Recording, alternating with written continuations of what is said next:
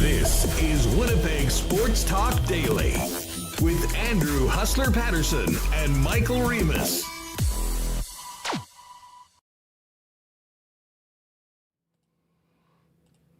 Hey, what's going on, everyone? Welcome to another edition of Winnipeg Sports Talk Daily. We've got lots cooking today. We're going to check in with both the Sea Bears and the Goldeyes, who have lots going on right now.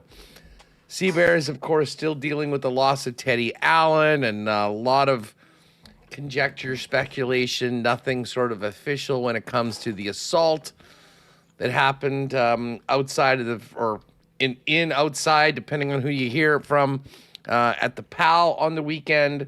That's not good.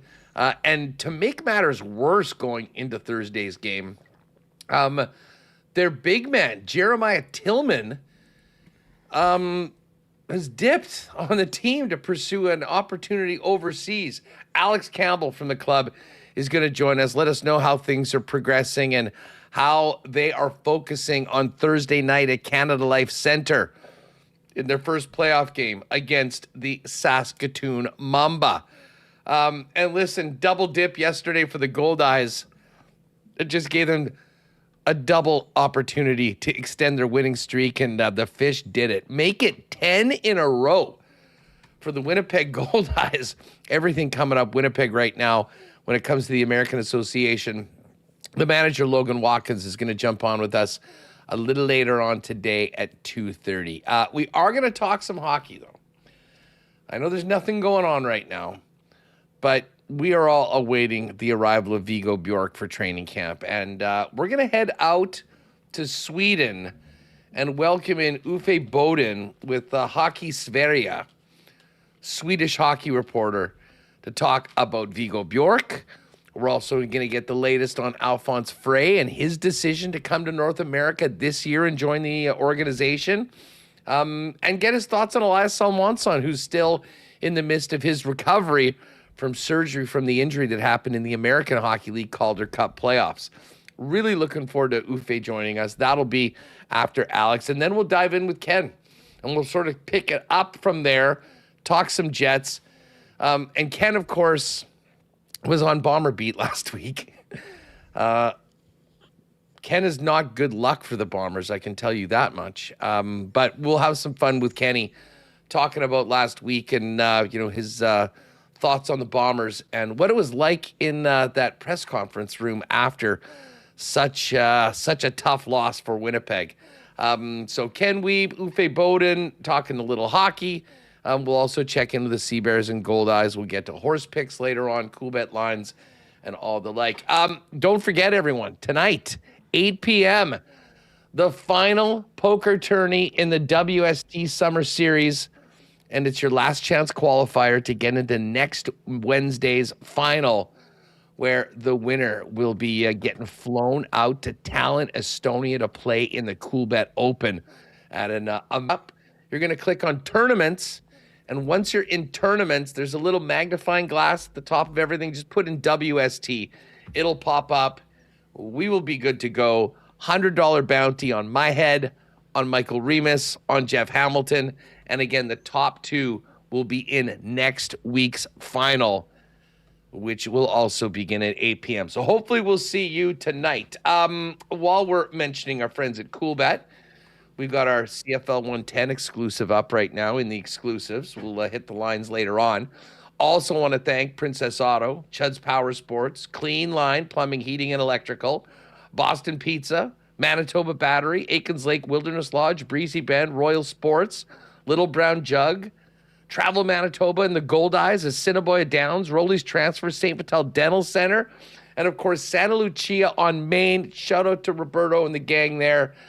It's been a long 2 years rebuilding from the fire. They are open. It's their grand opening Friday, Saturday, and Sunday, 1473 Main Street. Pop on down, grab a free slice of pizza, see what they've done with the place, and get back in and help a great local business get back on their feet, get going. That is this weekend, but they are open now, 1473 Main Street. We will also get to a Why Not question of the day for Not Autocorp over at Waverly and McGillivray. Welcome to all you podcast listeners. Shout out to you chatters with us live on YouTube.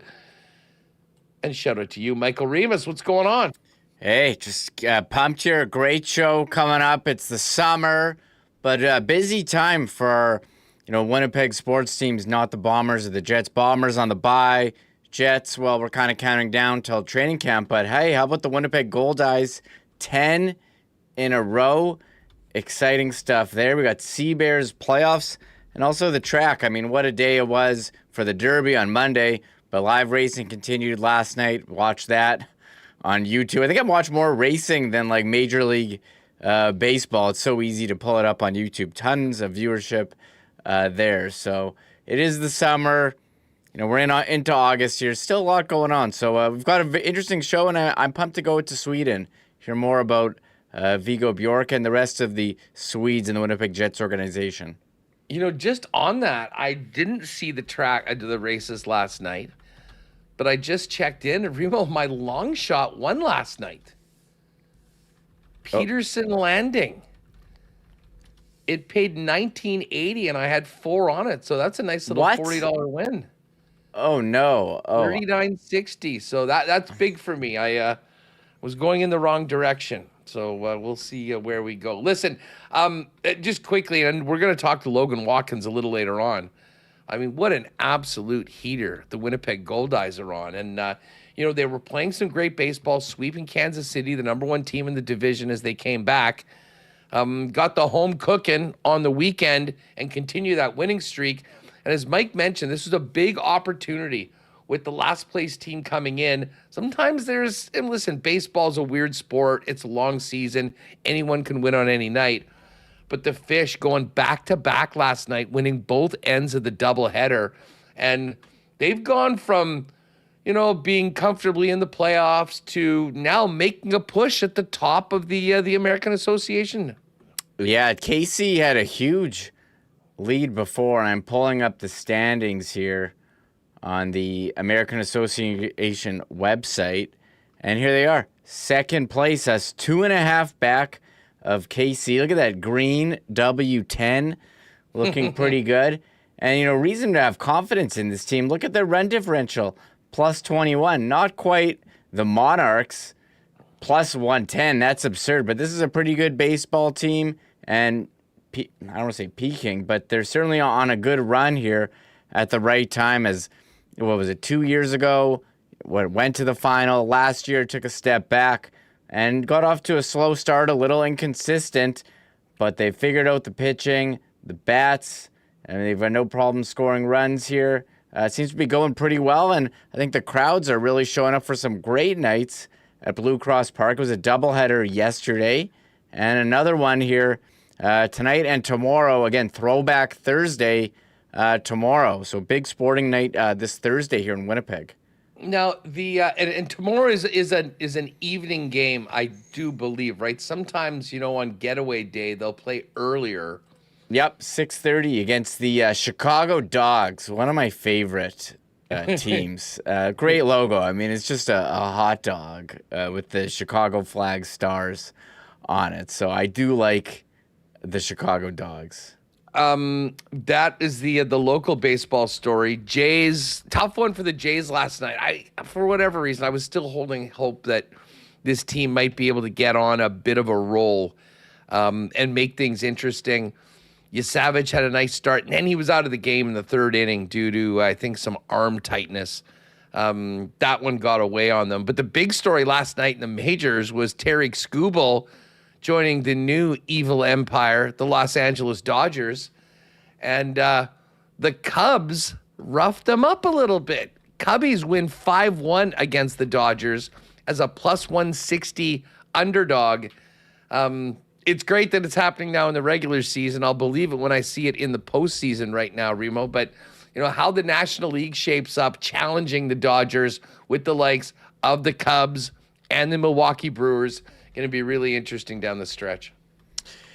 Yeah, well, first of all, back to the Jays. Trey Savage put on 15-day IL. So it seems like when things start going well for them, someone gets hurt, they take a step back, and so much talk about Vlad Guerrero Jr., the season that he's having. The Jays are in action right now, and it's a day off for Guerrero Jr.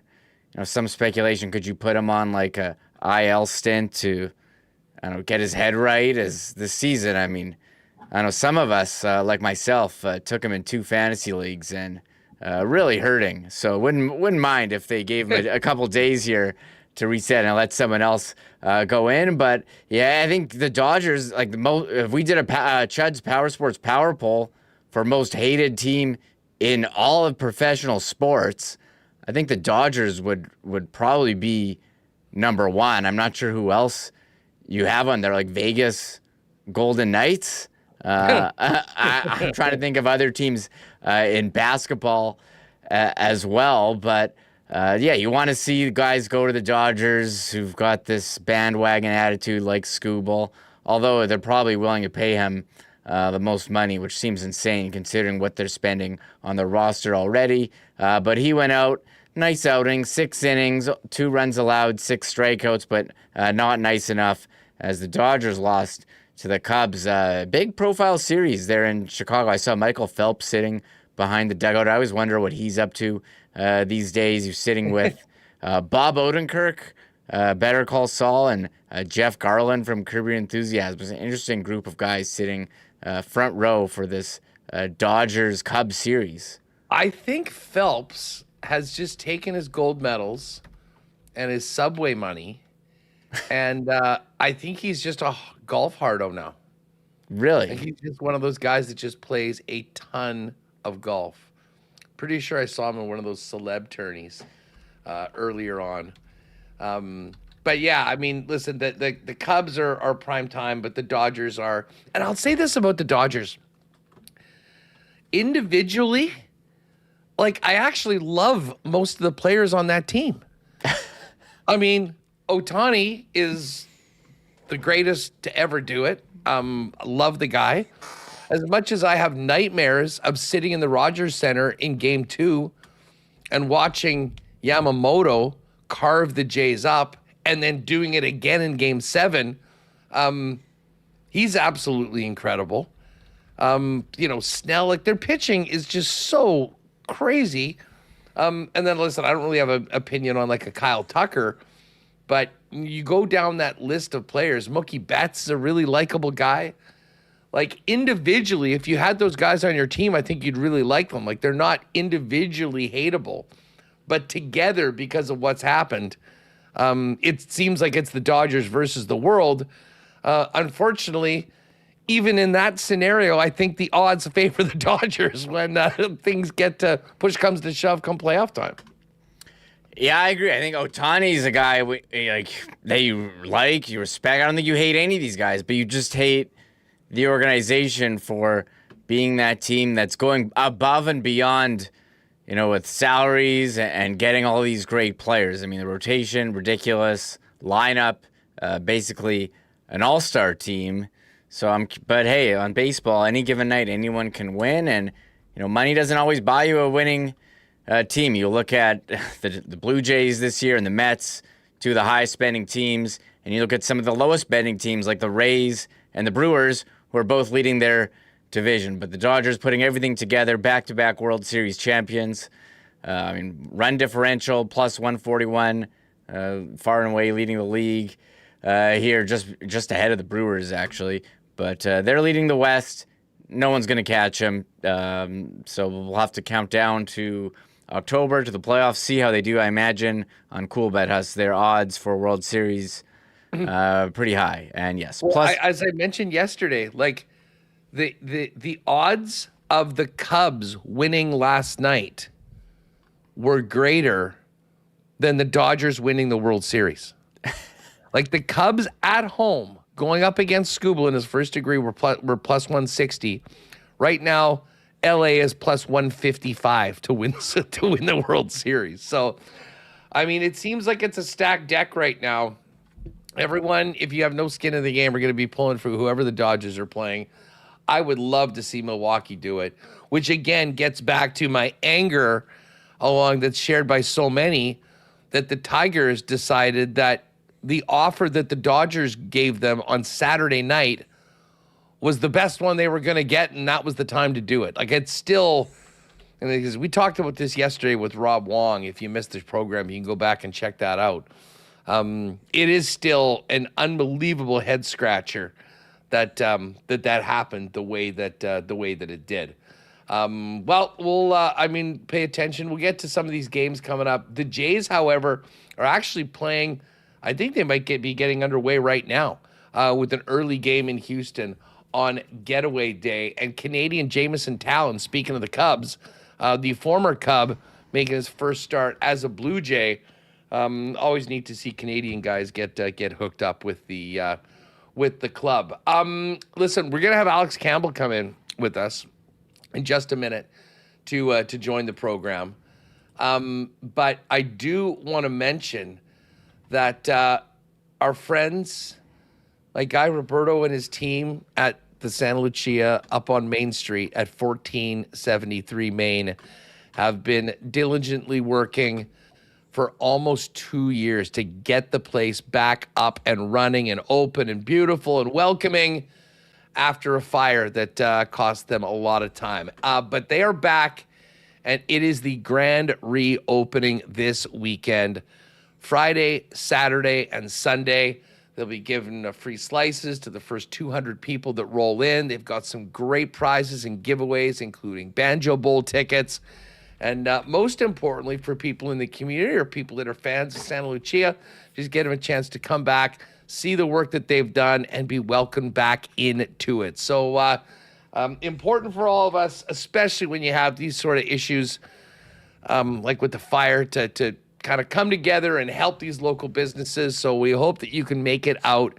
Check them out this weekend and anytime at 1473 Main Street for the grand reopening of Santa Lucia at 1473 Main. Friday, Saturday, Sunday, whenever you can, pop down, say hi to the gang, see what they've done to make it as good as new. And, of course, you can't go wrong with jumping on a couple slices from the world-famous Santa Lucia as well. Got to thank our friends at Clean Line Plumbing, Heating, and Electrical for their support of WST. Won't be too long before we're already into training camp and banging out the lines for Clean Line. Of course, Clean Line are Winnipeg's most trusted plumbers with 40 years of fast responses, lasting results, and 24/7 emergency services across all of Winnipeg. The residential and commercial plumbing experts, along with heating and electrical services. But for you, the listener, what you're going to do is remember the number 500-2001 for 24/7 emergency services. You don't plan for it. You don't necessarily want to call, but when you're in a jam, Clean Line's got you covered. You can also make an appointment and check them out online at cleanline.ca. Looking for a big boost for our Sea Bears on Thursday, and certainly next week for the Winnipeg Blue Bombers. Manitoba Battery, proud sponsor of the Bombers, and of course Winnipeg Sports Talk, your local option for the best in batteries with the best in customer service and the lowest prices in town. Stop wasting money at the big box stores when you can shop local. Get the best deals on batteries for literally everything at your local Manitoba Battery. Pop by and see them at the original store on Logan Avenue or the new location in the South End on Dovercourt Drive for the best in batteries for all your toys and vehicles in the summer. And, of course, as you get ready for the Winnipeg and Manitoba winter for those cars and trucks.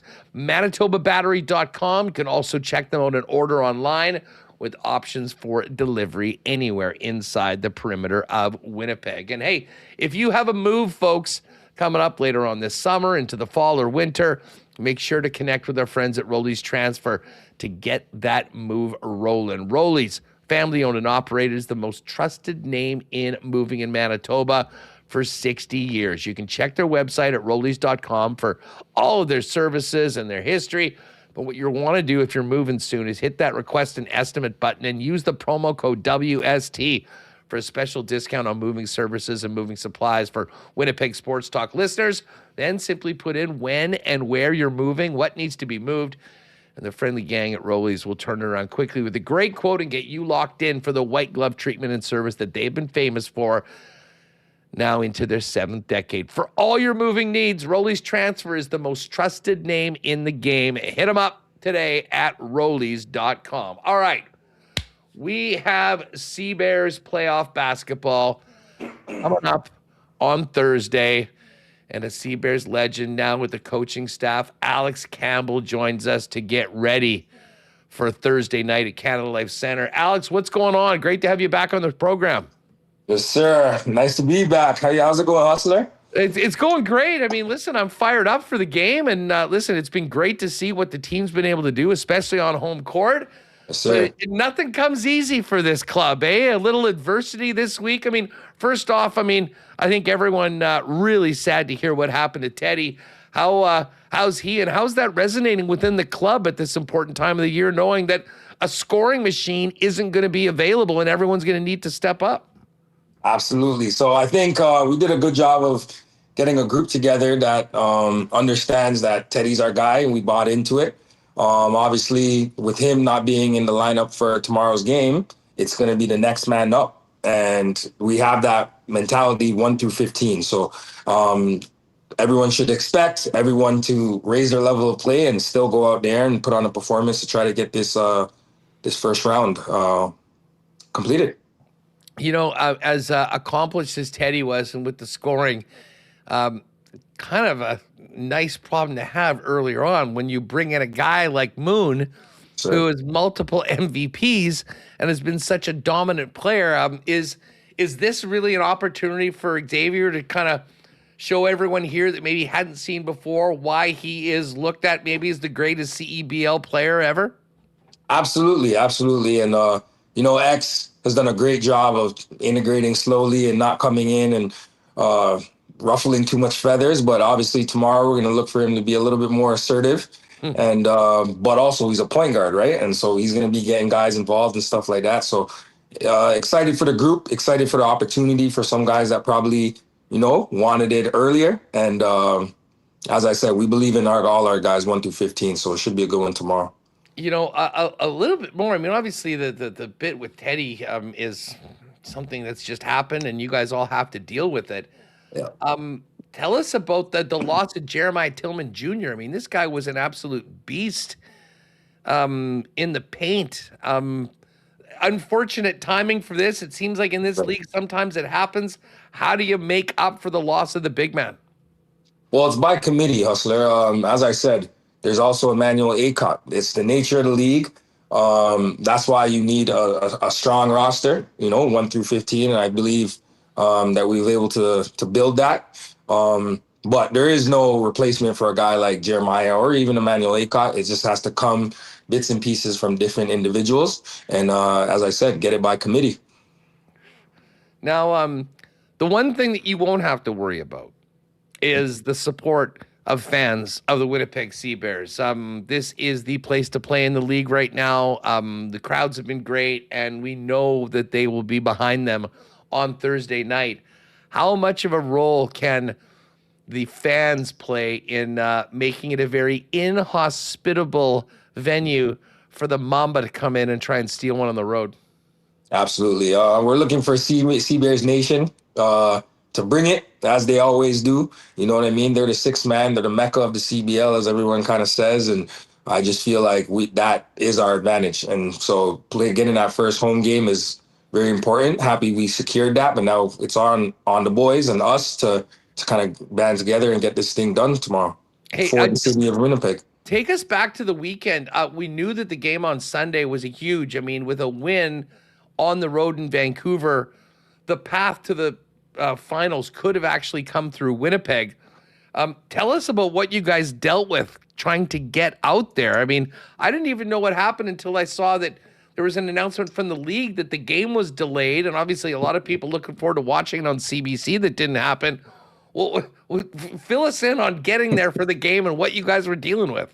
Well, I can tell you. So this adversity this whole week has just been one thing after the next, but I think we're navigating it the right way. I mean, they're controlling the controllables, but obviously there's some unforeseen things that just happen, and we gotta kind of react. And as I said, navigate them. So on the Saturday, I believe it was, we had a flight. The plane couldn't land due to weather conditions. We ended up in a layover in Calgary for like 4 hours, and then going to back to Edmonton to wake up at 4:30 and travel into Vancouver at we get there at like 9:30, 10 to get to the arena for 12. So it was just a whole bunch of things, but we don't want to hang our hat on excuses or be that group. I mean, we came in, we didn't have our legs under us, and Vancouver got us, but looking forward to obviously completing the mission tomorrow and getting back out there to redeem ourselves. Fill us in on the matchup against the team from Saskatoon.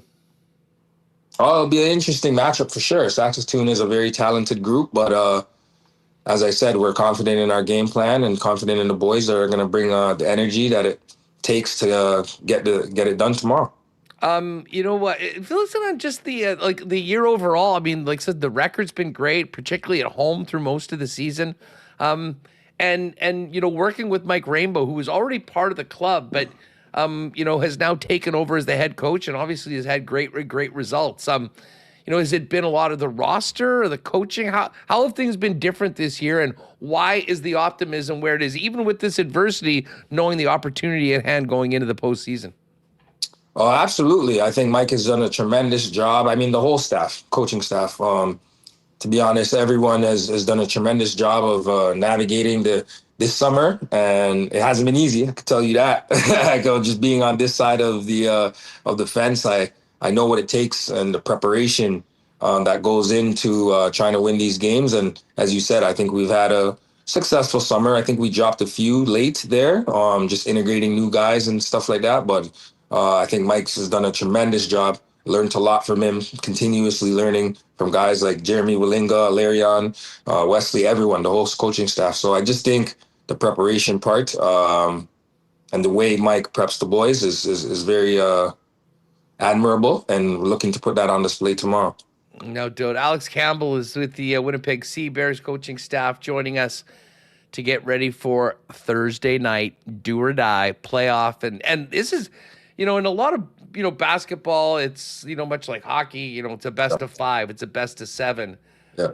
There is a really unique and exciting nature of the CEBL playoffs before you get to the championship, in that you got to come ready and you got to get the job done, because there is no tomorrow.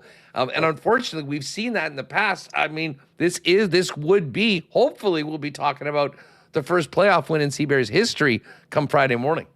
Absolutely. You know that, me being in a jersey just last summer, hosting, the stakes have been high for the last 2 summers. So just echoing that importance to the guys and the magnitude of the game tomorrow, in order to just leave it all on the floor or we'll be packing our bags, is there. And today we had a great practice. Tomorrow, looking forward to a great shoot around. And then, as you said, complete a mission. Hey, Alex, you mentioned playing last year. I mean, you're incredibly decorated in the league. I mean, you've had a couple important players, lost just right this week.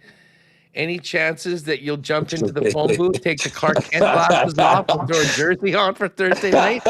Hustler, that's been the running joke probably since end of May. It's just like, yo, can I get a 10-day? You know what I mean? Like, I'm itching, but not that much. The boys got it. We believe in the boys that we got, and I'll let them kind of do their thing tomorrow. But as I said, it should be a fun one. Looking forward to the atmosphere and, Sea Bears Nation bringing it, the boys bringing it. And as I said, really excited to try to get this done tomorrow.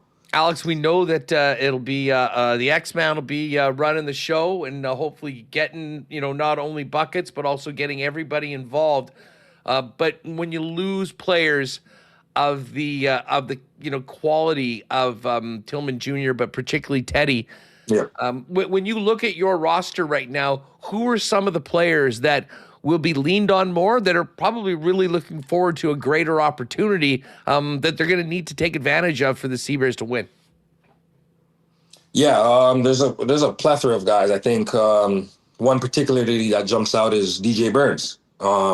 He's obviously a burst of energy, high motor guy. But just because, Jeremiah Tillman, Teddy Allen, Xavier Moon, and involving with this import rule, it's kind of been tough to, play him in longer spurts. And so I just think that's a guy that we're looking forward to getting in there and him mixing it up a bit. Obviously, Isaiah Osborne has been a steady presence for us on the Canadian side, looking for him to kind of elevate his game with a little bit more usage. And obviously the Mason Krauses, Simon Hildebrands of the world, Kyler Filowich. Like, there's a lot of guys that I just feel like they have the opportunity now, and hopefully, they're ready to seize it. You mentioned Mason, Kyler, and Simon, of course. Having talented homegrown players, very, very important. And, we've seen all of those players step up at particular times. Wouldn't it be special to have a local guy kind of lead the team to their first ever playoff win? It would be only fitting, Hustler, to be in Winnipeg. Much needed win or go home atmosphere.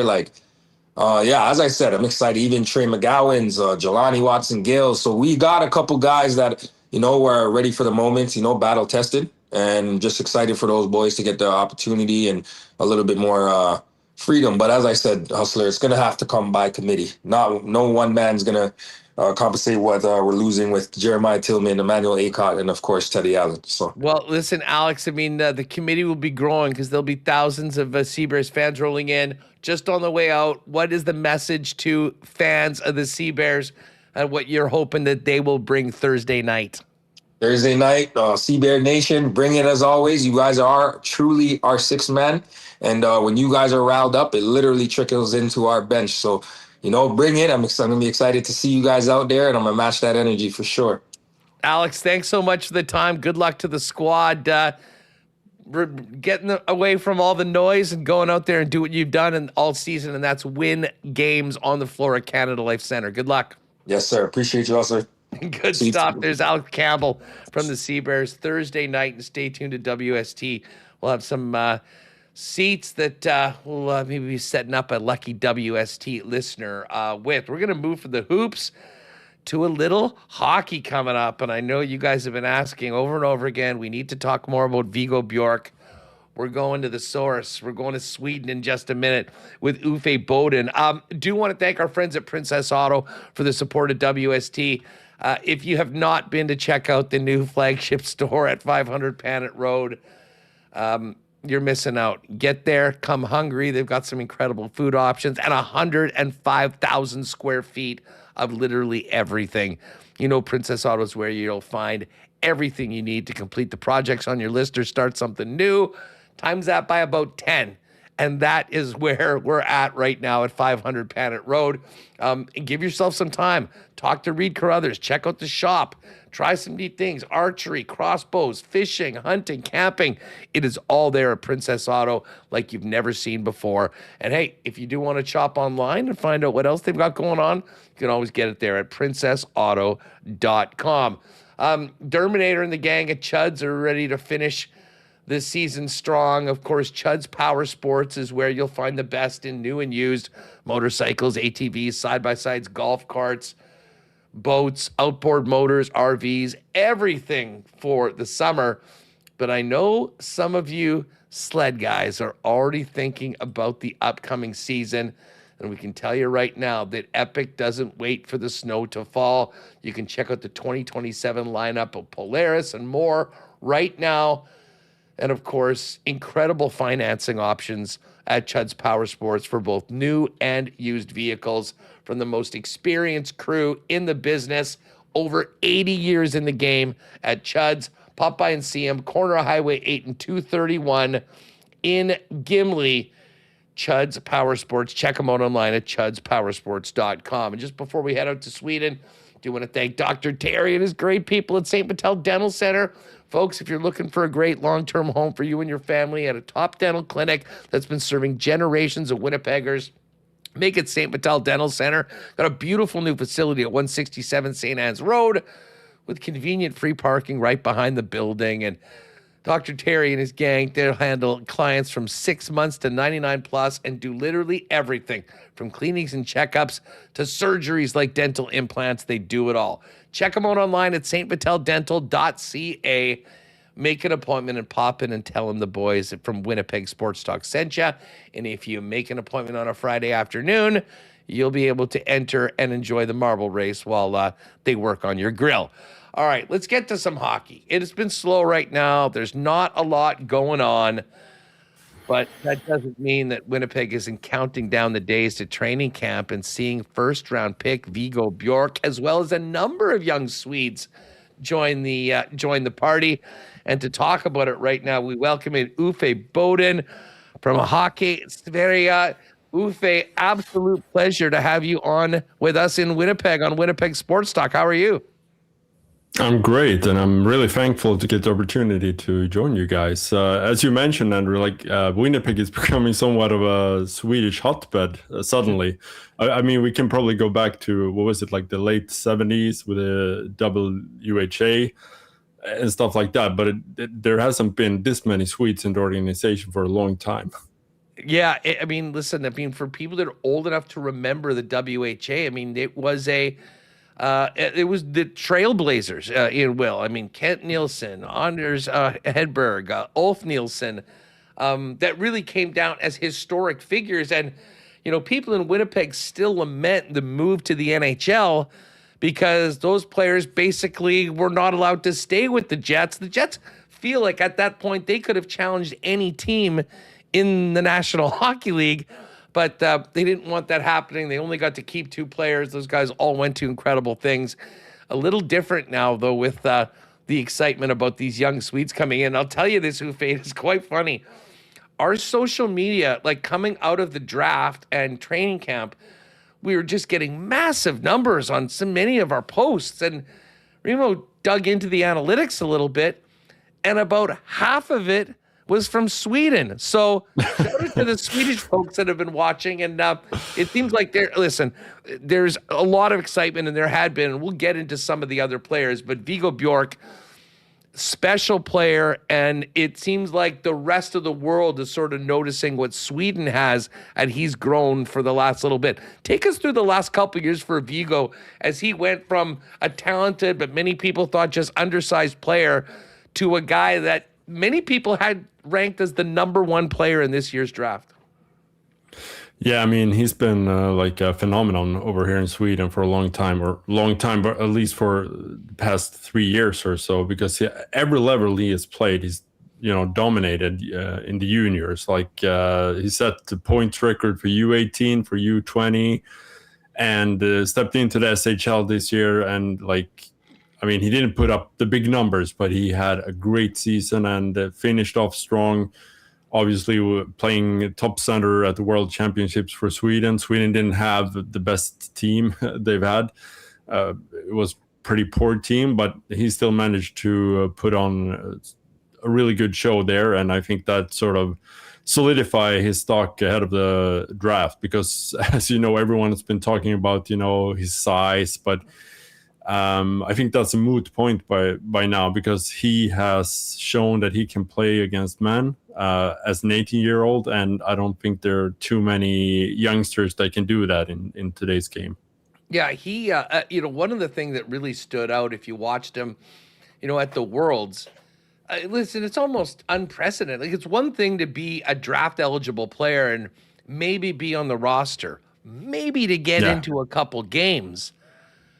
It's a whole different story to be playing top line. And it seemed like that wasn't the case at the start, but it's the old story about Viggo Bjork. Give him an opportunity, he'll make the most of it and then some. And next thing you know, he's the guy that's taking the big face-offs. He's out there at the big times. And I think that was eye-opening for everybody when we were talking about draft prospects and just what these young players might be capable of early on in their careers at the NHL level. Yeah. Yeah, you can just look at the end of the season with Djurgården stepping into the Swedish playoffs here. At the beginning of the season, no one really knew would this kid really be ready for the SHL? And by the time their season ended, he was the top center and he played 20 plus minutes every game. So the trajectory has been pretty amazing. And obviously now in Sweden, we're a bit sad because we had hoped we would keep him around for another season in the SHL. But I mean, everyone understands there's the 2C hole in Winnipeg, and I think he might actually be ready to slot in behind Mark Scheifele.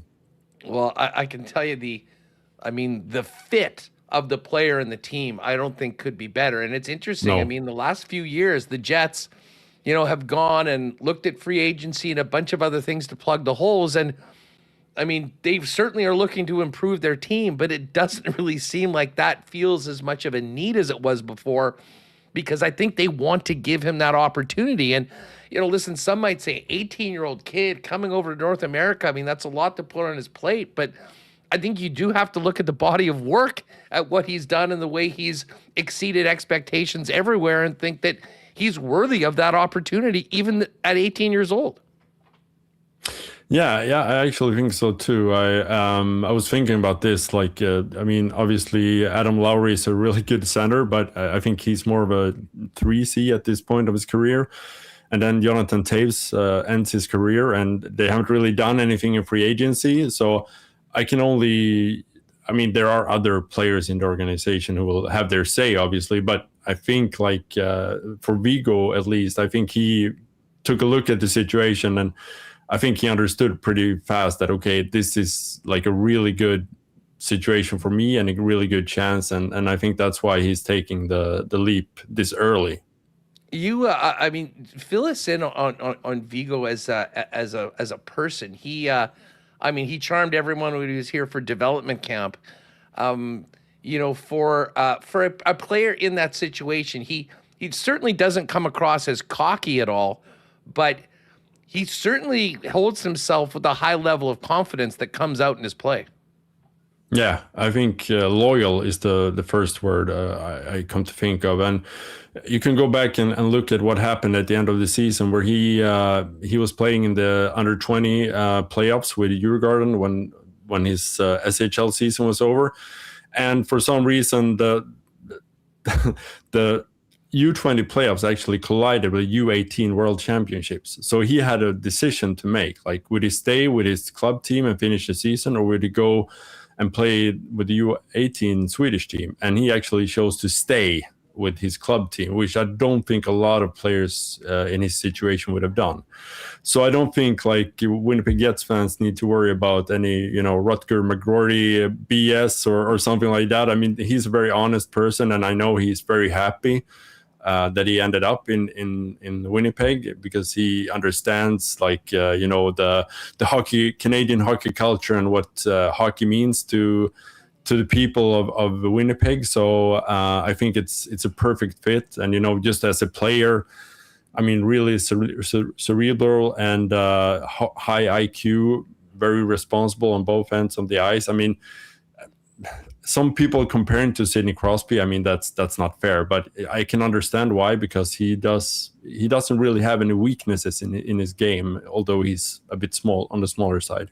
Yeah, you mentioned Crosby. There was that great moment at the World Championships where we saw him sort of, mentioning, to Sid, asking for a stick, and then lo and behold, he's out there at 18 years old taking faceoffs against Sidney Crosby and frankly holding his own quite well. I mean, that is one thing. I mean, often, top 10 picks coming in, we just sit there talking about their shot, their offensive playmaking ability, and it's all about points. But even at this age, this is a very well-rounded player that is not just all offense, far from it.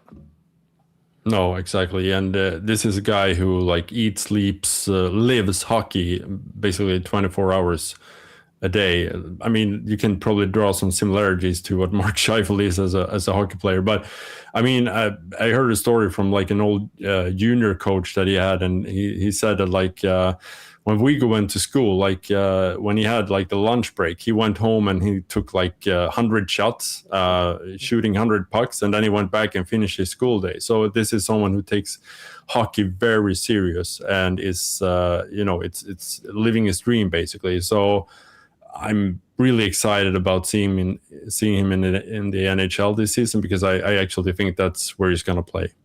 He comes from a pretty good hockey bloodline too, doesn't he? Yeah, so his dad was actually a big, rugged defenseman who played in the Swedish league for a bit, and obviously his brother Wilson is playing college hockey at Colorado College. So there are definitely hockey runs deep in the family. And I think actually his dad is working with the Swedish Federation too. So I think it's probably hockey every day at that household. Uffe, he's not the only other Swede in the organization, though, as you mentioned. There's a bit of a gang growing here. I guess the big news coming over in the last, few weeks was Alphonse Frey. And Frey was a second-round pick. He was the pick that the Jets used the Montreal selection as part of the Pierre-Luc Dubois package. We got a chance to see a little bit of Frey at the end of the year when he came over at the end of this season to the Manitoba Moose. Were you surprised that he is coming here this early? And what did he say about the decision to come to North America right now and move on with the next stage of his professional career? Well, I actually think it was the Jets who told him to come over. So because obviously he had signed a contract with them, but he was actually anticipating that he would stay for another season in Sweden. But the Jets thought it would be better for him to probably, I guess, spend some more time in Manitoba and like play a full season of AHL hockey, maybe get the call up at some point. But he has only one SHL season under his belt, so that was this past season, and he grew into a good role with his club team, and obviously was pretty decent at the World Juniors too. So I mean, he's a bit more of a project. I think it's going to take some time for him to get accustomed to the way you play in the AHL and then take it from there. But I see he has a lot of interesting he has pretty good size, and he can basically quarterback your power play. So he's got a few things that he needs to work on, but he looks like a very promising player to me. We spent a lot of time talking forwards, but just on the blue line, like in a couple of years, 50% of this blue line could be Swedes because, of course, you've got him. Got last year's first rounder, Boumedienne, who was continuing his time in the NCAA this year. And of course, the guy we got a chance to know really well last year that I think impressed everybody, Elias Salomonsson. Now, Elias, unfortunately, brutal injury during the Calder Cup playoffs, and he's out 4 to 6 months. We're going to see where he's at the beginning of training camp. But from your perspective, Elias, and it's funny, Alphonse Frey, second-round pick, Elias, a second-round pick, but Elias comes with, listen, we saw him out there. He immediately made the Jets better when he was in the lineup last year. And there's a lot of people I can tell you in our chat room right now that given a fully healthy Elias Salomonsson would maybe give him the nod as the guy playing with Josh Morrissey on that top pairing. From the Swedish perspective, how have you seen Elias kind of grow, and what's the ceiling for Elias as you look at him once he becomes fully healthy and a full-time NHLer, which he will be when he's ready to go? Yeah, he's such an interesting case because he had kind of a down year during his draft year, and I think that's sort of why he slid to the second round. But to me, he was a first rounder because we'd seen for such a long time that he had this great potential and pretty good size too. And I think when I look at him, I look at a guy like Adam Larsson, who plays with the Seattle Kraken right now, who they actually shared the same, played with the same team in Sweden. And, someone who can be very robust and good defensively. I think Elias, when he came into stepped in on the scene, he was more of an offensive defenseman. But I think the way his game has adapted, he might actually be a perfect fit to play alongside Josh Morrissey. So he's been a pleasant surprise, but I still think there's more to come. And I would if he's healthy, I would assume that he can actually play with the Jets from the start of the season. It seems actually like he's ready to step in and have a bigger role. Yeah, listen, he was ready. Some would argue he was ready before he even got here last year. And it was very clear that when he showed up in the lineup that it was about time that he was playing. And he's a little different. Like, he is a different player than Frey and particularly Boumedienne. I mean, he's got size. He's got a bit of a mean streak. I know there's a couple suspensions for him in the Swedish Hockey League. And to be honest, that definitely projects to kind of a big minute muncher that can do a lot of things at the NHL level. I believe he can be a very effective defenseman for a long time for the Jets. So I think it's that can actually prove to be a real steal in the second round that they actually managed to get him at that point.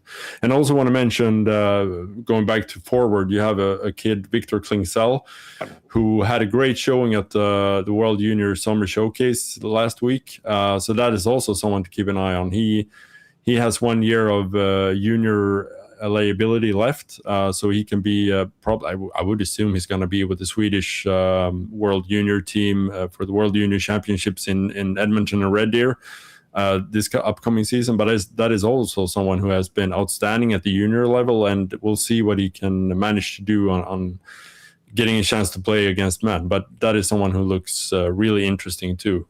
In Sweden, how big is the jump from the junior level to the SHL top? Yeah, it's big, no doubt about it. And especially if you've been this, like Klingsell, for example, he's been dominating the under 20 circuit for some time and putting up big points. But he's also playing for the Swedish champions, so it's not going to be easy for him to just step into the lineup and get these offensive minutes. It's gonna take some time. So. I believe that's more of a project as well. It's probably going to take him a year or two to get accustomed to everything, but he has like the offensive upside that can really prove worthy in the future.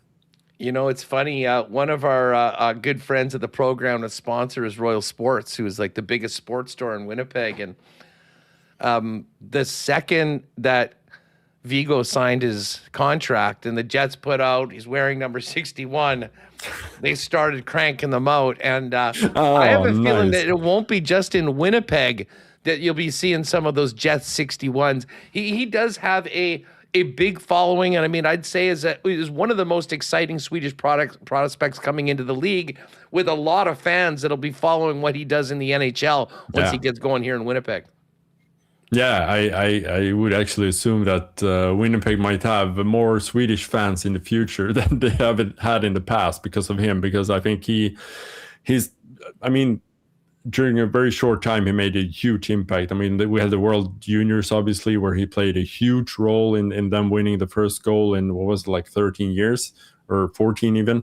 So, he's someone that, we can see on our website when we write stuff about Viggo Bjork, it's going to pop. So I think a lot of people will be really interested in seeing what he can do in the future and how he can help the Jets take the next step. There hasn't been this level of excitement for a player, I think, coming into Winnipeg since Patrick Laine was selected second overall.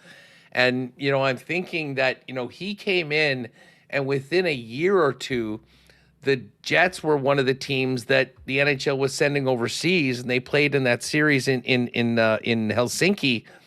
Right, I got to tell you, Uffe, I have a feeling that we might be seeing you in person in Sweden in 2 or 3 years when the Jets have a large Swedish contingent. Would be one of the most likely teams that the NHL might send across the pond to play a few games there in Stockholm as part of a feature showcase. Yeah, that would be amazing. And then dinner's on me, for sure. Well, I'll tell you what, hopefully you'll get out to the Peg this year and we'll roll out the red carpet for you.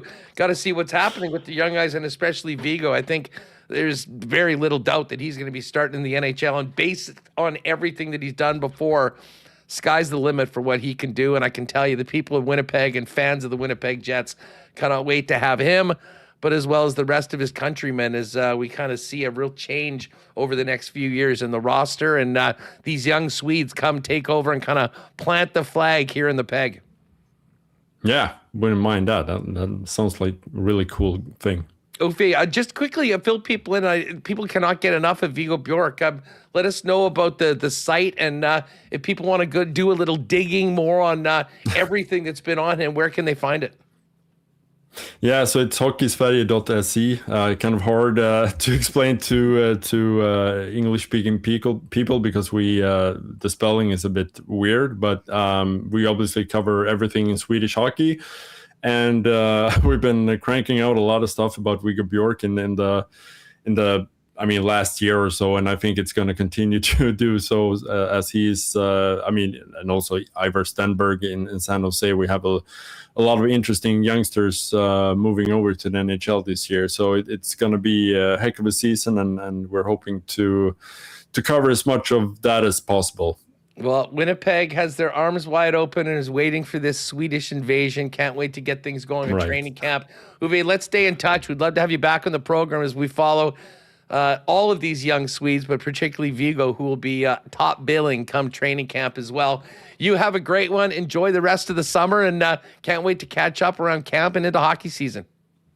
Sounds great. Thank you so much, guys. Appreciate you. There's Uffe Bodin joining us from Sweden with a little more on Vigo Bjork, Alphonse Frey, Elias Salmonsson, and Victor Klingsell, part of the this next group of Swedes coming in to be part of this Winnipeg Jets organization. Ken Wiebe's going to join us in a couple minutes. We'll get Kenny on and see what Wieber's got to say about the offseason for the Jets and more. Of course, I just mentioned our friends at Royal Sports. The gang at Royal is ready to go for hockey season right now. And whether you're a Jet fan going to get your 61 Vigo Bjork jersey or just looking to maybe get a new hat, sweater, something for this season, they've got your. But if you're a hockey player, you know the season's about to be. You're probably on the ice already. Everything from full equipment, goalie gear, down to the best selection of sticks and stick tape is right there for you. Royal Sports has been Winnipeg's hockey superstore for over 50 years and is the only place you need to go to get ready for the upcoming season. But hey, summer is far from over. While you're there, check out soccer, softball, tennis, baseball, and tons of bikes, including e-bikes, all waiting for you at Royal Sports, 750 Pembina Highway. Make sure to follow them on Instagram for the latest merchandise drops and big sale information. Got to thank our friends at Boston Pizza as well for their support of WST. We've got a big slate of games in the CFL this week with no Blue Bombers. So you can go to BP stress-free, have a couple schooners, enjoy some world-famous BP wings, grab a pizza, and check out their great summer menu as well. And hey, if you are staying at home, you can always get the great taste of Boston Pizza by ordering online at bostonpizza.com. We'll talk Goldeyes a little later on with Logan Watson. They're in action tonight. And of course, we've got another night of horse picks with the Assiniboia Downs going tonight. But with about a month left in before the kids are back in school, many of you are maybe thinking about hitting the road. If you are planning your next adventure, make sure you start with Travel Manitoba. Whether you're searching for road trip inspiration, hidden gems, or the latest festivals and events, everything you need is waiting at travelmanitoba.com. Looking for ideas on the go? Follow along on social media at Travel Manitoba for real-time inspiration, local tips, and can't-miss experiences from across the province. Or if you want a personal touch, stop by the Visitor Information Center at the Forks in Winnipeg. All right, on the road today, Mobile Kenny. Not sure where Ken is. I'm sure there's a story behind it. There's probably a golf bag somewhere near to him right now. Ken Wiebe of the Winnipeg Free Press joins us now from parts unknown. What's up? Andrew, how was Russell? How was the SummerSlam, buddy? How was summer? I'm at Free Press HQ today. It was an absolute blast. The weekend was, as I say, a little unexpected, but I had a bit of great fortune on Friday night and said, this is a sign I'm getting on a plane tomorrow, meeting Carter, and I love it. Taking the show was awesome. I mean, both of them were great. Those big WWE events, the production on them is incredible. And we loved the US Bank Stadium, normally going there for Viking games. So for what was originally going to be kind of a quiet August long weekend, it was great. And certainly the show provided some great entertainment as well as everything else. Love to hear it. Yes. And my apologies for the mobile Kenny here. We had a staff meeting at the office, and it appears as though I had my golf clubs in my car, but I don't have my computer bag. So I'm not using my golf bag, but I'm also not using my computer bag because I don't have it. So that's a bogey. That's a bogey by me. So I Hey, apologize. Hey, it's all good. I know you were probably just in, but we've been kind of starving for Jet stuff to talk about. And we just spent about 20 minutes talking with Uffe Bodin in Sweden Okay. about Vigo Bjork. And, it really interesting to hear and I mean, we were seeing it in our numbers. I mean, we were putting out, just things on things like Instagram with Vigo Bjork quotes from training camp or people talking about him. When we talk about him, things spiked. And then we kind of dove into it a little bit more. Like half of it was from Sweden. And Nice. really interested to hear Uffe just how much of a star, a young player that has connected so well. I mean, listen, with his meteoric rise, doing what he did at the World Juniors, and then the World Championships, it's understandable. But Vigo Bjork, the top of the list. But we could be seeing. I was speculating like, Ken, in 2 or 3 years, we might be going to Sweden for something similar that the Jets did in Finland a few years ago with Patrick Laine. I wouldn't be surprised at all. Yeah, no doubt. I guess, Huss, I think we probably thought the next Global Series game would be Denmark when Ehlers was still here. But I would say, too, Winnipeg has been replaced by Sweden Peg for sure. I could definitely see a Global Series trip out to Stockholm at some point in the next 4 or 5 years, whatever it is. Sasha Boumedian and Victor Klingzel and some of the other guys, Solomonson, obviously as well. But yeah, I mean, Vigo Bjork is a guy that definitely moves the needle, as he should. And I know we talked about this a few weeks ago when I spoke with Joseph Boumedian, who was the GM for Team Sweden last year. Him going into detail about what it was like to watch and know Vigo Bjork's game from the time he was 5 or 6 years old, because he played with Vigo's dad at a professional level. It's really an interesting resource. It was really valuable for me to be able to talk to him about his personality. I mean, we're starting to see these guys, Huss, and it's a 5-day span where they're at development camp. So you sort of get an idea of what the person is like, but then you talk to somebody who's known him his whole life, essentially, and you really get a glimpse of what kind of person he is, how much he loves the sport, how determined he is and dedicated, and how he wants to be not just a NHL player, but he wants to be a great NHL player. And he's been able to be a very effective and impactful player at every single level he's played at. And we're expecting him to do that at the NHL level as well. Now it's just a matter of at what time and at what level does he make that, medium impact, massive impact. And again, at some point, this is a guy the Jets believe can be a number 1 center, even though we think that for the time being, he should solve the quandary that has been the second line center since the departure of PLD. Listen, like there's nothing guaranteed as we go into the season. No. And he'll have a great opportunity, I think, to be in that 2 spot right out of the gate. The thing that we kind of talked about with Uffe is that, while he is still incredibly young, he has made these jumps and very quickly proved that he was more than ready for that next level, to the point of being the number 1 center at 18 on their world championship team. And, having the well-rounded game, he's set up, I think, for a young player as well as any to be able to come in and be able to hold his own early on before, I think, really getting comfortable and, hopefully turning into a player that is very impactful in both ends of the ice early in his career. For sure, Hassan. That's the massive piece of this for Bjork, that he can not only defend, but defend incredibly well. It's not often you have someone that can have the high-end motor and have the high-end ability to pass and finishing ability, but also be cognizant of what his responsibilities are in the defensive zone. So even if he's not going on this massive heater offensively, not to say that he won't, but he's a guy that can make an impact even when he's not all over the score sheet with goals and assists.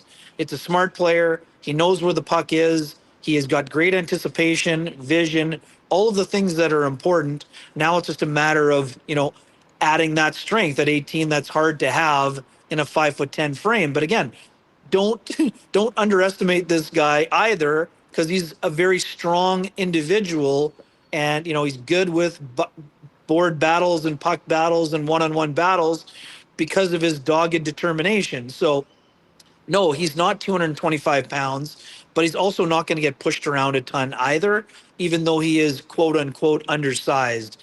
This guy's got a motor like Logan Stankoven, and he's probably a better defensive player already at 18. And that's not to say Stankoven's not a good defensive player, but that's the piece that will allow him to make the jump quicker and be impactful, even though he may not put up, 50 or 60 points as a rookie.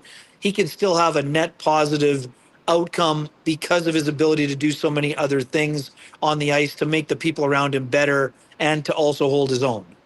I could talk with Vigo all show, but as far as the other Swedes, what have you heard anything on Elias Salmonson and how things have gone in the off season, and what would you project the path for him as far as readiness, even if we're being conservative?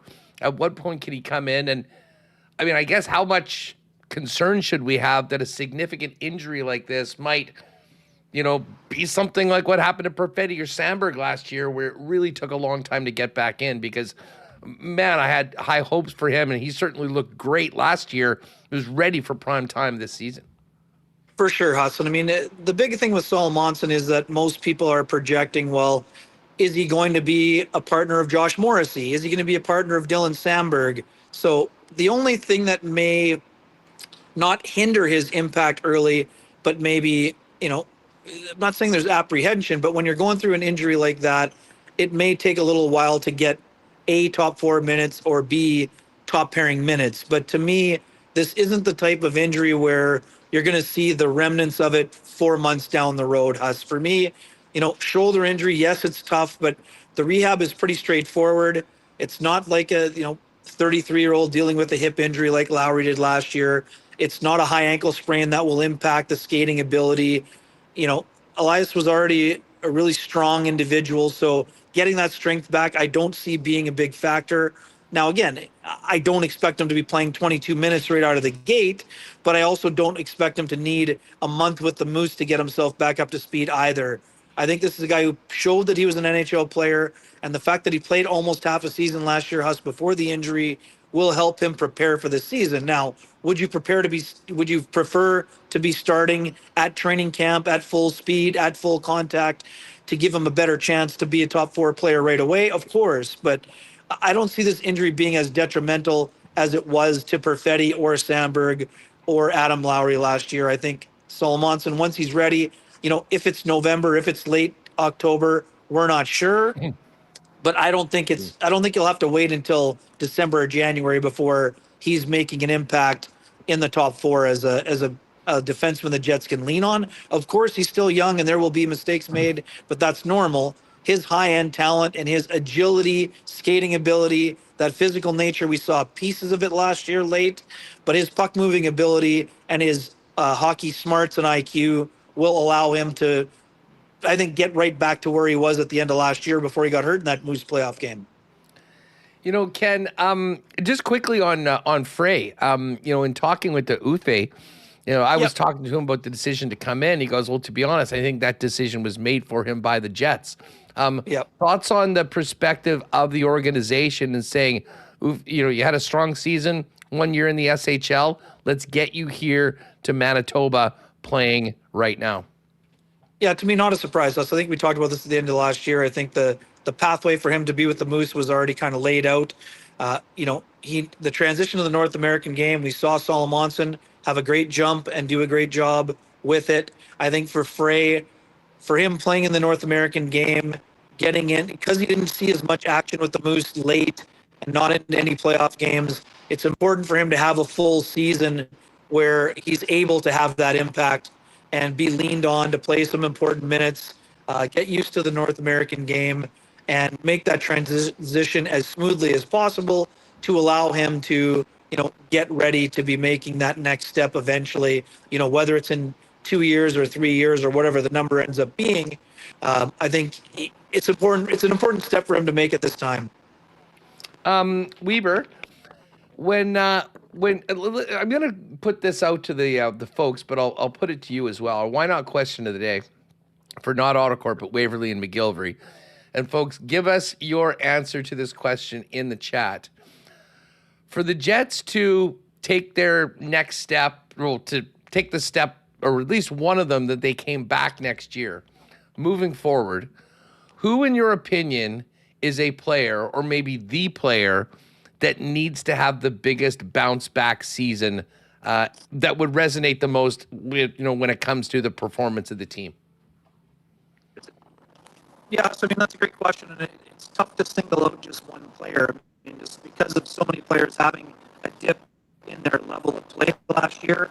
I mean, because of the impact offensively that Cole Perfetti Hey, Kenny, hold on one sec. If you can, I don't know, we just lost your audio. Can you just pop out and pop back in? Let's just get Ken. Ken, just if you can hear me, go out and then come back in, and we should be able to get Wiebe back on, because Remo, I don't know what happened there, but it was just all of a sudden we started getting a bunch of static on. I on tried Ken's. I tried fixing it, so we'll see if he can exit and come back, and it can be improved from that. As Ken mentioned, remember the golf clubs, forgot the laptop to the work meeting. That was that was a bit. And you know what? Just while we're getting Kenny on here, while we're getting Kenny back, just got a message from Munsey, and this is really, really tough. Gilbert Plains Golf Club has made the difficult decision to close for the rest of the season. They've obviously had some major issues out in that side of the province. We'll have to reach out and get one of the folks on from there, from Gilbert Plains. But that is not good news. Geez, we've got the side Ken right now. This is very strange. We had this happen. Didn't this happen with Mike to us last week out of the blue? That was when Mike's phone was actually melting, Reem. Yeah, I don't know if Ken's experiencing some overheating. I mean, I can always give him a call on the actual phone with a number, or we can turn off the video if that's easier. But yeah, well, to be honest, the phone probably will work better because we can. Okay, here we go. I think we're back, and we have a good operation. Kenny, can you hear me? Okay, can we hear you now? Not getting the audio. Very strange. Gremlins getting in. Looks fantastic, though. Yeah, I know. Ken does look great. He does look great. But the microphone issue. Are you seeing that kind of green thing on? You know what? Just tell him. Let's phone him. I'll text him, and I'm just going to say we're going to give him a call. Okay, I'll just phone him. We should do this, Ken. He's texting me. Okay, he says, "Give me a call." Yeah, that's exactly what we're going to do. We'll get him up on the horn, and we'll continue this. I still need to find out what it was like in that press room after the game on Thursday. He's covering the press on the Bombers side of things. He was in the room. He said, "Oh shit, there's a coach. How about that run game?"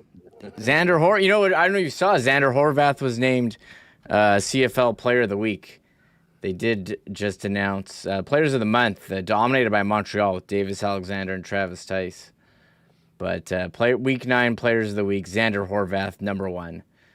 17 carries, 191 rush yards, and 3 touchdowns. It's tough to watch us. That is tough. All right, give Kenny a call. We'll just give him a buzz, and we'll get him on the horn to continue. What? So the Austin Minor, Lowry, DeMello, Perfetti, Nino. Yeah, I mean the Perfetti and Lowry bounce backs obviously huge. The guy that we'll get to Ken. Ken got the yip. Ken does not have the yips. Ken never has the yips when it comes to questions on W. But yes. Yeah. Kenny, can you hear me at all, or no? Is it any better? we can hear you. Is it any better? We can hear Okay, you now. perfect. It's wonderful. Perfect. T-Will Gremlins has said are in gone. chat, Kenny's service provider needs a all caps wake up. But yeah, no, I Nice was aside, asking you. We couldn't T-Will. really hear. I mean, when you look at this team, there's a bunch of Yes. players I think you'd say really need to have a big bounce back season. But where does that list start for you with the most impactful guys that a bit of a bounce back season would help this team do what they're setting out to do at the start of the year? Well, it's kind of twofold for me, Huss. On the back end, I mean, the partnership of Pionk and Samberg, when it's at its best, can be a very, not just good second pairing, it can be a dominant second pairing. And to me, both of those guys with the injuries that they dealt with, they weren't playing at the level we're used to seeing. And, obviously Pionk's drop-off was a little bit more significant than Samberg's, I think. And Dylan kind of got better as the season went on, whereas Neil kind of got more banged up. So on the back end, I think that is where you would look. First and foremost, we expect both those guys to bounce back. And Samberg was, tracking to, we were talking Jacob Slavin light at various points. And I think that Samberg can get back to being that player. Again, I don't know that Pionk needs to be a 40-point guy, but he needs to take care of his own end and play with that feisty style we're so used to him playing. So if those guys can do that in the back end, I think the addition of Ferraro will really bolster their defensive play.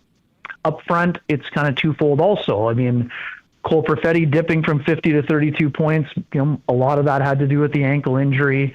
To me, he can be a guy that's, 60 to 65 to maybe 70-point player. I'm not sure if it's next year, but at some point, I think he can do that. So just in terms of for a team that didn't score enough, Perfetti is a guy up front that can probably make the biggest offensive impact. And then you have a guy like Lowry where his two-way play is what sort of has often pushed him. And when Adam's playing at his best, he doesn't even have to be a 15-goal guy, but if he's a 12-goal guy that's doing a good job of shutting down the opposition and helping, provide some complementary offense, I mean, that's another huge addition, not addition, but Adam being healthy, I think, is going to have a bigger impact than some of the folks who, don't see the Jets contending for a wild card spot. I think that's where they're kind of missing out on. But again, it's not just those four players. There's a bunch of guys that took a step back last year that need to be better, but those would be four players that you can, look at and think that there's a very good chance that all four of them will have bounce back years. And I mean, we talked about this also, Huss. I mean, Hellebuck is a guy who had his worst statistical year ever. The environment was obviously a lot poorer, and we don't know how long Hellebuck will be with the Jets, but he's the type of guy that can have a massive impact based on his skill set that could also help, move them forward in what will look like, at least to start the season until a move is made, or if a move is made, they should go into the year with one of the best tandems in the league. Listen, Perfetti and Lowry are obvious ones, and I'm with you 100%. And obviously, Samberg had the injury, but I think my list starts with Neil Pionk. I mean, assuming that he's playing top four, particularly during the time early in the season that Elias is out, getting Pionk back to the guy that, had the 39 points in 69 games the year before. And I'm just looking at his numbers over the years, Ken, and since he became a Jet, he had 45, 32, 34, 33, 33, 39 points. I mean, very consistent. And last year just fell off a cliff with only 12 points. And a big part of that was missing Samberg for the start of the year. But it seemed like he was also dealing with a lot that kept him out of the lineup. And, a healthy recharge and motivated Pionk back on the blue line is something I think is mandatory if he's going to be playing top 4 minutes for the Jets. Yeah, 100%. And I think this is, probably the first time since he's been with the Jets that both he and Dylan DeMello will have competition for someone on the right side, kind of pushing for those minutes in Solomonson. So, I mean, I would expect to see the best out of both of those guys. Again, a lot of people, were down at various points on DeMello last year. I thought he had a pretty good start, but, his play dipped at various points. I think Dylan DeMello's ability to go and play for Team Canada for the first time at the Worlds I think would have been a nice confidence boost for him. Not that he needed it, but that's something where, I think that probably helped end a tough season on a little bit of a brighter note, even though obviously they didn't play as well there as they had hoped. But I think that was a nice building block for him. And I think too, both Pionk and DeMello, when they're at their best, and if you have Solomon coming back and bolstering that right side, and you have Ferraro coming in to provide minutes on, at worst on the third pairing, you're going to have, a really strong defense core that can move the puck. They'll play with some physical nature, and I think they'll be better on special teams on both sides of things. And I mean, that's a big thing. If you have a strong defense core, as we know, you can do a lot of good things that would make life a little bit easier on the forwards, and, start getting north a little bit more often. And then you'll probably spend less time in the defensive zone, which is where the Jets had the majority of their issues last year. Ken Wiebe's with us. Wiebe, before we go, I just want to quickly transition over to the Bombers. Sure. You were covering last Thursday's game for the Free Press. How? What was that post-game presser like for you? Yeah, I mean, that was, obviously last year the Jets had some somber rooms, especially during the long losing skid, but it was more disbelief, I think. And, the players talking about giving up almost 400 yards on the ground, 377 to be exact. And again, I used in my story, and I mean, Mike O'Shea's seen a lot over the course of his career, but when I asked him, how could he describe what happened against the run? And before he got into the detailed explanation, when he just dropped a quick oof, you were kind of like, wow, the technical stuff he explained afterwards was valuable. But I think that most people who watched the game or witnessed what had transpired were like, all the other stuff didn't really matter. That one short word, one syllable word, it's kind of encapsulated what happened. They didn't tackle well enough. There seemed to be miscommunication, and it just wasn't Bomber-like in terms of what we had seen and what they've set as a kind of standard for a long time. And when it happens and there aren't enough answers for what happened, I mean, that's sort of what's left to sort of that's why they've just been mediocre. I mean, they're a 500 team, and that's the definition of mediocre so far. I think they've shown flashes, and it's wild, Huss. I mean, going into the year, we thought the addition of Serezna would help them in the quarterback pressure game, and yeah, they were leading the league in sacks going into last week. But the other parts have dropped off. The coverage hasn't seemed to have been as sound. There's more busted coverages in the secondary, but there's also issues against the run. It seems like the linebacking core isn't quite as stout as it has been. So I would say that this week the players may be getting away a bit, but I would say it will be a stressful week for the coaching staff as they try to get this sorted out, for Jordan Younger and company, kind of getting back to, not just getting back to being, sound and that being a strength of theirs, but quite frankly, they've been shredded. I think they've been among the worst, if not the worst, against the run all year, Huss. And when you have a game where you give up almost 400 and you were averaging kind of 140 or 150 on the ground against going in, you really need, if you can't stop that part of the game, it's going to be really difficult for you, right? I mean, yes, you may be able to limit the passing game, but if you're giving up, between 150 and 400 on the ground, it's tough because not only do you not have the ball to get back on offense, you're just on the field too long. And that's been a big issue for them so far this year. So they got to get all facets of their game sorted out. And Huss, I thought Drew Brown actually did a pretty efficient job. I mean, he was sort of used more in a game manager capacity last game, didn't really air it out after the 4 picks, but his completion rate was quite high. He was very efficient, but then after he left the game with the injury, they just couldn't get anything going. And that's not a knock on Elgersma, but at the same time, BC started a pure rookie quarterback, and he managed 160 yards on the ground and helped turn a close game into a rout. So Bombers going to have to be better in all phases of their game. There's no doubt about it. Weber, I got a message from a little birdie that the Manitoba Golf Tour took you to Rossmere yesterday. How's the how the latest travels been? It's pretty solid. Yeah, it was a steady game. Had a few hiccups as usual. Double the finisher off, but yeah, not bad. No, not bad. still kind of chipping away at it, Huss. We're gonna have to gear up for the Tamarack is in about 2 weeks here, so it feels like the game is trending in the right direction, but still need to clean up the putting. So we'll I think by 2 Fridays from now we'll have the nice backdrop ready for you. But I was about to say, yeah, is we're your getting room there. with Fowlers? Your room with the Fowlers is being prepared as we speak. Well, actually, Darren's 2 nephews are playing. Aiden and Carson are playing in the event this year, so I've had to find alternate lodging. But I might show off the backyard for our viewers and listeners just for old time's sake there. So, no, it should be a lot of fun, and I'm going to be in Ontario here coming up, going to Ottawa and Toronto. We'll see the Jays and Red Sox, so it should be an interesting new look team, if you will, I guess, after the deadline. Any tea times? No tea times out Odies. No. Saving her up for getting back, so should be good. Beautiful. All right. Well, listen, you have a great trip. We'll talk to you next week at some point, and enjoy the rest of your day and wherever your next round takes you. Thanks, my man. We'll have to get out together soon, and yeah, I'm glad. Thanks for mentioning the stuff about Scotty and the folks up at Gilbert. Fill us in on that. Tough for them. I mean, what's that? Fill us in on that. I mean, is this all just related? I don't have to all the details, but yeah. Sorry, the storm there, the crazy weather. Yeah. I mean, it's really severely tough. underwater. We'll get I think, more on so. that. Munsey just sent us the information on that, so we'll have to talk to the fellas out there. Definitely want to support the golf community during tough times like this. Wiebe, you have a great one, man. We'll talk to you soon.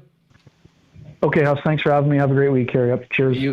You bet. Coming up, we're going to talk about the real good news story in Winnipeg sports, and that is what the Fish have been up to. 10 in a row after the doubleheader sweep yesterday, the Chicago Dogs. They're back at it at 6:30 tonight. We'll have Logan Watkins join us in just a couple of minutes. Of course, it's been an unbelievable year for fishing here in the province and continues to be. No better place than our spot at Aikens Lake Wilderness Lodge. Aikens is a beautiful fly-in lodge that you can be on the water in 2 hours from the city of Winnipeg. And as amazing as the fishing is, the hospitality might be even better. Check them out online at aikenslake.com, as well as all the socials at Aikens Lake for any remaining availability for 2026 and booking now well into the 2027 fishing season. It's the Wyndham Championship this week. Last call to get into the FedEx playoffs. Our Breezy Bend golf reports tomorrow and Friday will be on who's in and who's out on that line of the top 70 that will advance to the St. Jude for the first round of the playoffs. Of course, Breezy Bend, our great partner course here in Winnipeg, is just an unbelievable spot. The course is as good as it has ever been right now. There's been some huge improvements over the last few years on course. Patio, clubhouse, it has it all with amazing programs for juniors, women, men's night. It's got it all. If you're thinking about a long-term home for you and your family at one of Winnipeg's top private courses, check out today at breezybend.ca for membership information for 2027. All right, we are going to talk some baseball in just a couple of minutes with Logan Watkins. First up, though, let's give a big cheers to our friends at Winnipeg's favorite local brewery, Little Brown Jug. You train day in and day out, learning new techniques, approaching new concepts, and living out the thrill of achieving your goals. Building a craft beer is no different. While you spend your hours on the ice, we spend ours here, brewing our trademark beer. Again, and again. Here's to pushing the status quo and challenging ourselves to build something memorable. 1919 by Little Brown Jug.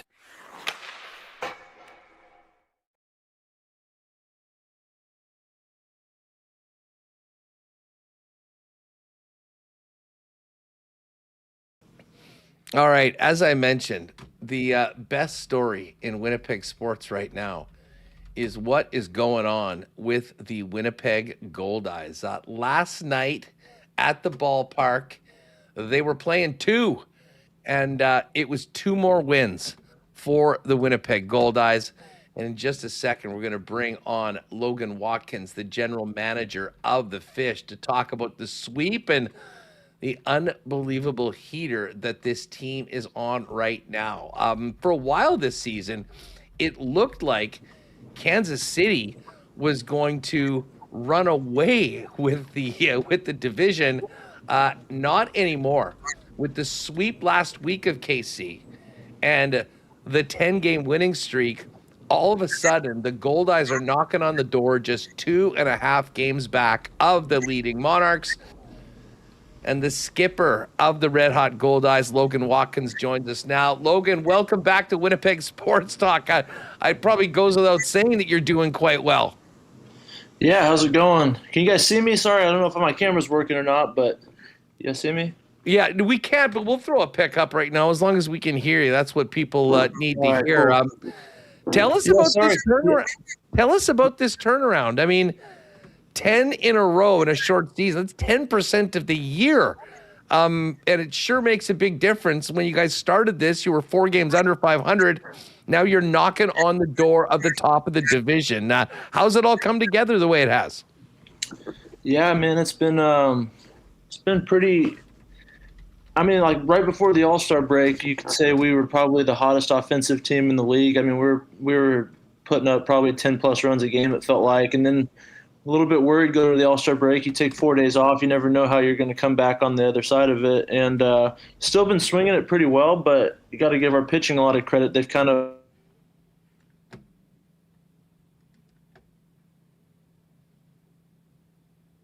we've gotten some guys healthy, which is big. That's what we were dealing with a lot early in the year. And yeah, I think these guys are playing with a lot of confidence. I'm pretty proud.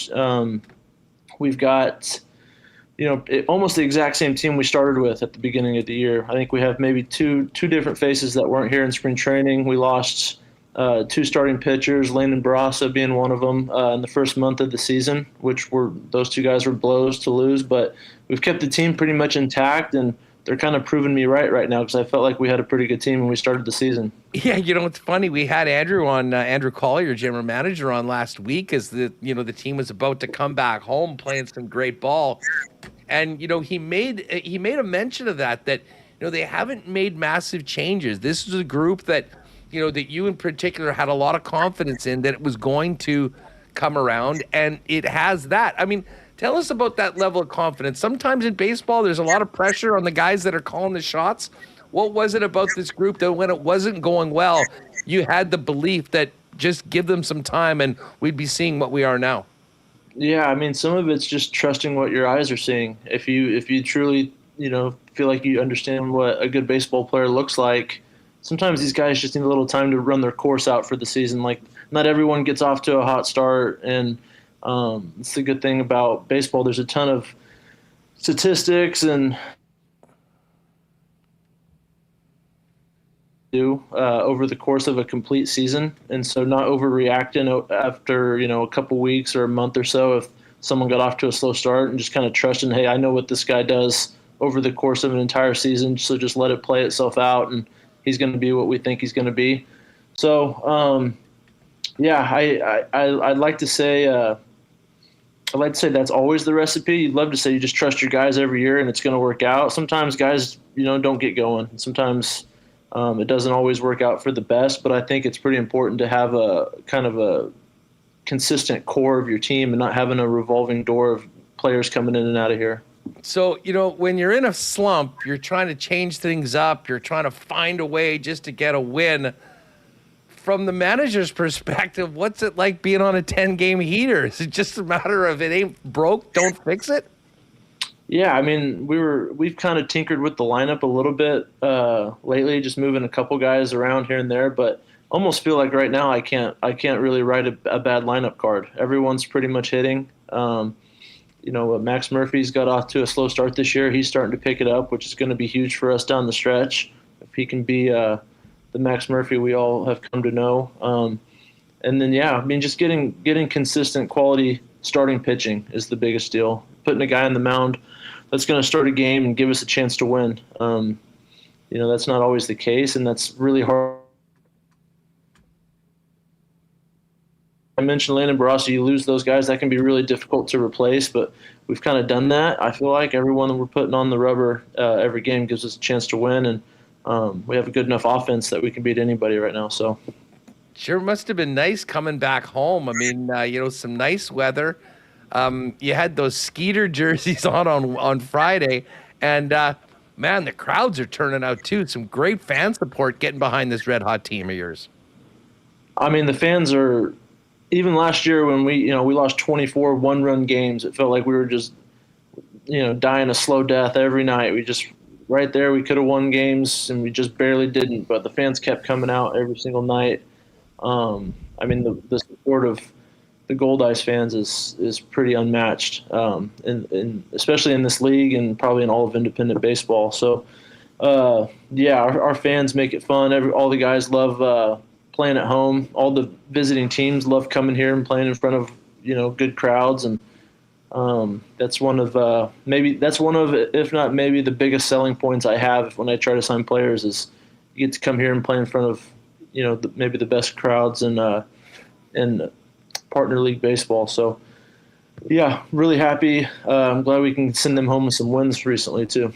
Well, hopefully we'll do it again tonight. 6:30 start. Kevin Valpol looking to make it 11 in a row right now. And wouldn't it be nice if you could finish out the job in these next two games and take 12 on the road as you continue to chase down Kansas City that looked like they were almost long gone about a month ago. Yeah, and they've that's why this entire season this is a marathon, not a sprint. Everyone can load up their team with, kind of live over the salary cap and, sign a bunch of players that you feel are pretty good players at the beginning of the year and jump out to a little bit of a lead. But that's the world we live in now. Guys are going to get picked up. Guys are going to get signed. Guys are going to get hurt. Guys are going to go to Mexico. It's kind of just like who can roll with the punches the best. And fortunately for us, we've definitely lost a couple guys and we've definitely had a few injuries, but like I said, we've been pretty dang consistent, and we keep putting a team on the field every night that's got a good chance to win games. So, Kansas City's definitely got a good team still. They've lost a lot of guys, but we're kind of nipping at their heels, and it was good to take 3 from them when we were just there, and I think we finished the year there as well. So we'll see what it looks like at the end of the year if we've kind of already solidified playoff spots or whatever, or if we're trying to hunt down first place still, or if we're in first place. So maybe that last series of the season in Kansas City, it could come down to the wire and who's going to win this division. Well, it sure would be nice to get first place because that means more Goldeyes baseball at Blue Cross Park in front of the fans here in Winnipeg. You guys are back at it tonight, 6:30, and again tomorrow to finish out this 6-game homestand. Logan, congrats on the great run you're on, and let's keep it rolling. Appreciate it. Good luck tonight and tomorrow, and we'll catch up soon here on WST. Sounds good. Appreciate it, brother. Good stuff. There's Logan Watkins of the Fish. Again, 6:30 tonight. Goldeyes.com/tickets. If you're heading to the ballpark, get your tickets electronically early. Get them in your phone. Avoid lineups. Get on down there. Get a little brown jug in your hand. Get some of that incredible ballpark food and watch the hottest team around, the Goldeyes, do their thing tonight against the Chicago Dogs. All right, let's get Remis back in here. We got to get to what's happening tonight. We've got some golf picks I want to get to. Patty and I have done the Sunday Sweat Club. And, of course, we've got the poker tonight, last chance qualifier for next week's final for the Coolbet Open in Estonia. We've qualified. We've had the summer series. There's been 4 tournaments. Tonight is the 4th, your last chance to get in next week's final. Remo, hopefully our poker games tonight will go better. We're having some tough luck today with some of the tech on these interviews we've been setting up today. Must be the middle of summer. Yeah, but you know which one worked the best? It was the one with Uffe Bodin in Sweden. They got good internet.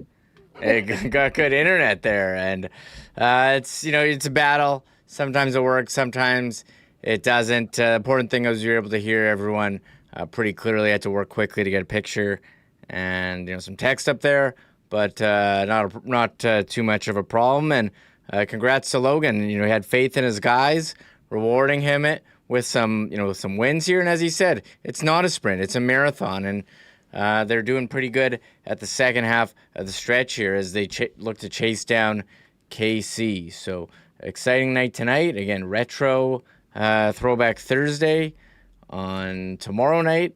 And good way to finish up the homestand here. YWG Brian in the chat. Throwback Thursday tomorrow, wearing our 1994 jerseys, and the first 500 fans get a retro Goldeyes bumper sticker, which would be cool. You were rocking the 94 jersey earlier this week, which is an all-time classic for Winnipeg sports. Although the new all-time classic, I think, is the Manitoba Mosquitoes hats and jerseys that were so fired up. And listen, tomorrow's going to be a busy, busy sports night. You got the playoff game for the Sea Bears at Canada Life Center, and just down the street, Portage Avenue, to the ballpark we go as the Goldeyes. Hopefully they can get the job done tonight and be looking to make it a cool dozen in a row before they hit the road. And Remo, just quickly back to that. That was a great conversation with Uffe in Sweden. You can really tell the love, the excitement that they have for Viggo Bjork, and I can tell you the more and more there are some fans right now that still, like, I don't think they're that dialed into the draft and whatnot. We picked a guy. But I get more questions about this guy now from kind of the casual Jet fans than I have in a long time. And got to tell you, cannot wait. I'm more excited for training camp and the short preseason this year than I have in a long time because of Mr. Bjork and where he's going to settle into the lineup to get going. Yeah, that's how I know Viggo Bjork is legit. Just this number of views from Sweden on our posts, unlike anything I've seen, where I guess the algorithm shoots it out and it knows, hey, fans in Sweden care about Viggo Bjork. I mean, first impressions of Viggo Bjork, like 100,000 views on Instagram. It was you and Ken talking about it last month, and I mean, so many views from Sweden. Put out the Mark Hillier, just post-draft, how much they like Viggo Bjork. A lot of interest there. He is signed. And also Alphonse Fry, where you hear the conversation with Uffe Bodin saying, his plan was to play another year in Sweden, but the Jets told him, no, we need you here. And while he had committed to his club there, he'd also committed to the Jets, and so he's coming over. So a number of players for the Jets that we haven't had a group like this since you mentioned the 70s in the WHA with Nilsson, Hedberg, Lars-Erik Sjöberg, another Swede here. So I agree. If it keeps trending this way, we may have a global series Winnipeg Jets game in Sweden like we had with Patrick Laine playing in Finland. You know what the best part of that entire interview was? When he, without being prompted, said if there's one word to describe Viggo as loyal. Yes. And then it talked about his decision to stay with his club team and not go to the U18 Worlds. And then unprompted said, you're not going to have any of this BS like they did with Rucker McGroarty. This is a guy that is excited to play in the Canadian market. And, hopefully, listen, let's get through the first month of the season and the first season, but I think everyone hoping on Assissippi, and was telling me that there is a road that is completely blown out from the storms that happened earlier this year.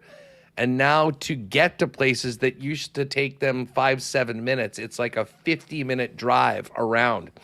So that if you haven't not been out there, that part of the province has been devastated in some places. And unfortunately, Gilbert Plains Country Club and Golf Club has been one of the big victims. They've announced today, after a consultation with all the professionals involved, they made the difficult decision to close the course for the remainder of the season due to ongoing conditions, repair, and construction affecting the course. They believe that it's the most responsible course of action. They said they shared the disappointment and sincerely appreciate everyone's patience, understanding, and continued support during this time.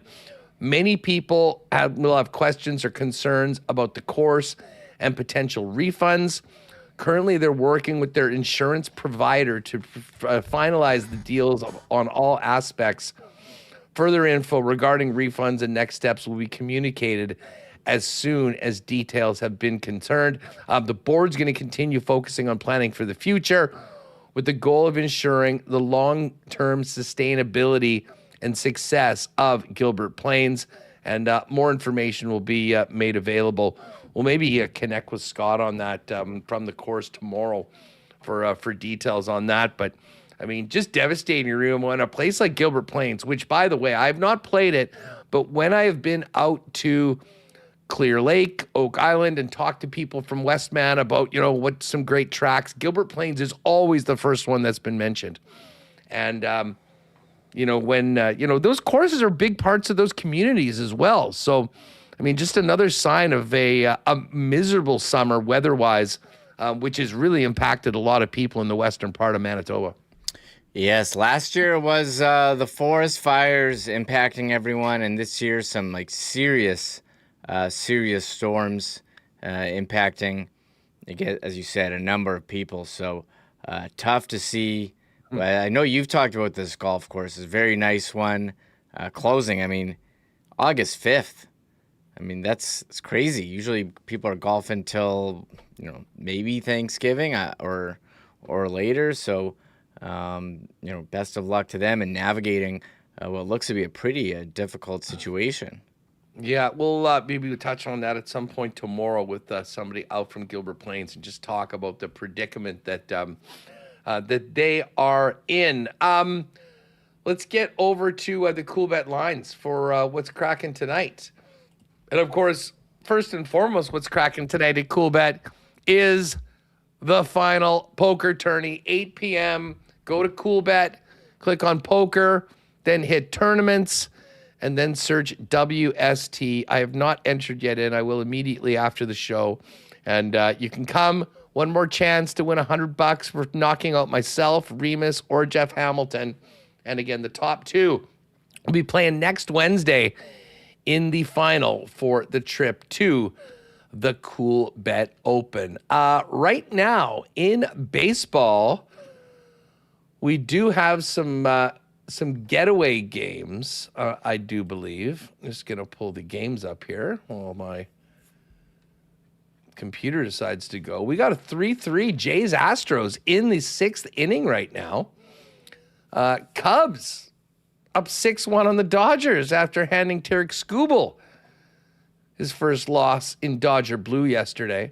Rays are up on the Rockies, Rangers up on the Giants. Later on today, we got the Orioles at -133 favorites at home against the Angels. The Reds -161 home faves against the A's. Very close to a pick'em in Cleveland between the Guardians and the Mets. Slight favorites are Cleveland. Phillies, big favorites against the Nats at home, -200. Yankees -164 home against the Cards. The Red Hot Red Sox, what a crazy month of July they had. They're -137 at home against the White Sox. Other games include Braves home to the Marlins, KC home to the Twins, the Milwaukee Brewers taking on the Pittsburgh Pirates, Padres D-backs, and the Tigers and the Seattle Mariners. While we're at it, let's see if the odds have caught up with the Goldeyes. Oh, I guess they don't have the fish number up yet. Probably get that up usually beforehand. Usually we've got it up. Yeah, no, here we are. Goldeyes -185 for tonight. At home to the Chicago Dogs, winners of 10 in a row. And let's see, do we have a number for these playoff games coming up? Remo, by the way, what was, if you can, what was the announcement from the CEBL on those suspensions on that brawl we showed yesterday? Yeah, number of suspensions, and Sea Bears still minus 130 favorite on Cool Bet for Thursday's game, but we showed that brawl yesterday in conversation with Joey Slattery. Here is they had to put out a graphic of all the suspensions. Did they? It was pointing to where the guys were on the floor when the punches started being thrown. Oh no, that would be funnier. But here it is. We got Roddy Peters got 2 games and a fine from Brampton. Izzy from Brampton, 1 game and a fine. Miles Powell got a fine from Scarborough. Javon Johnson, 1 game suspension, a fine from Scarborough. Frank Mitchell, 1 game suspension, a fine. And Smith from Scarborough, 2 game suspension and a fine. So 2, 3, 4, 5, 7 total games suspended here as we're entering the playoffs. It was crazy scene. Had Malice at the Palace vibes. All we needed is a guy running out on the court and spitting in someone's face, but it was pretty wild. Great call by Rod Black. Oh no! Like you could just see that it was getting to a tough spot. All right, let's get over. We got some good boosts. Tom Kim is playing the Wyndham. He's 28-1. I like him, but the PME has a nice boost up to plus 3,500.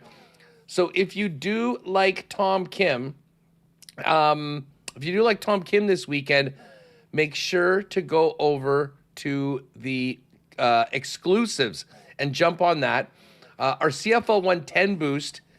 See Calgary to win, Sask minus 7.5, and Montreal minus 3.5 is at plus 310. And I'll tell you what, there's been some weird line movement when it comes to the Canadian Football League this week. I shouldn't say weird, just that when I saw that BC minus 5 yesterday when we were doing CFL 110, I assumed that was the number with Nathan Rourke. Apparently not, because Rourke was running the first team offense in practice yesterday, and that line jumped from 5 now to 7. So the Lions now laying 7 at home. The Montreal number that was 3.5 has now gone to 4. I've seen it up to 5 in other places. And the Riders at home to Ottawa, Coolbet still has this at 7.5. It's as good of a number as you'll find on Saskatchewan. Saw it went all the way to 10 on a book earlier and now back into around 8, 8.5. But Coolbet has Saskatchewan minus 7.5. Calgary was 1 point favorites yesterday, minus 118 on the money line. They're now minus 128 on the money line and is 1.5 points. But again, our parlay is Stamps to win, Montreal minus 3.5, Sask minus 7.5, boosted to plus 610 over into the exclusives. Now, for the Wyndham Championship, I mentioned I do like Tom Kim. I've got a piece of Hideki Matsuyama at 20-1. But Pat and I just did put together the Sunday Sweat Club for tomorrow. And I would imagine it's probably somewhere here. I might need to refresh. Do you see it up yet, Remo? I see the CFL 110, and then I'm just going to go... Here's Sunday Sweat Club. Yes, it's right there. Perfect. Okay. Yeah, boom. Here we go. Hideki Matsuyama, back-to-back top 5s, playing great. He's top 10, top 20. Tom Kim, top 20. And the phenom, Jackson Koivu, just one tournament removed from his first PGA win. He's at 70th on the list. Has to stay there to be in the FedEx Cup playoffs.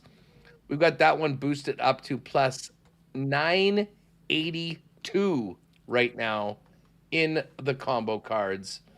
So jump on that right now if you want to ride with us before first pitch tomorrow. All waiting for you at CoolBet. And don't forget, CoolBet, the place to be tonight for the final event of the WST Summer Poker Series.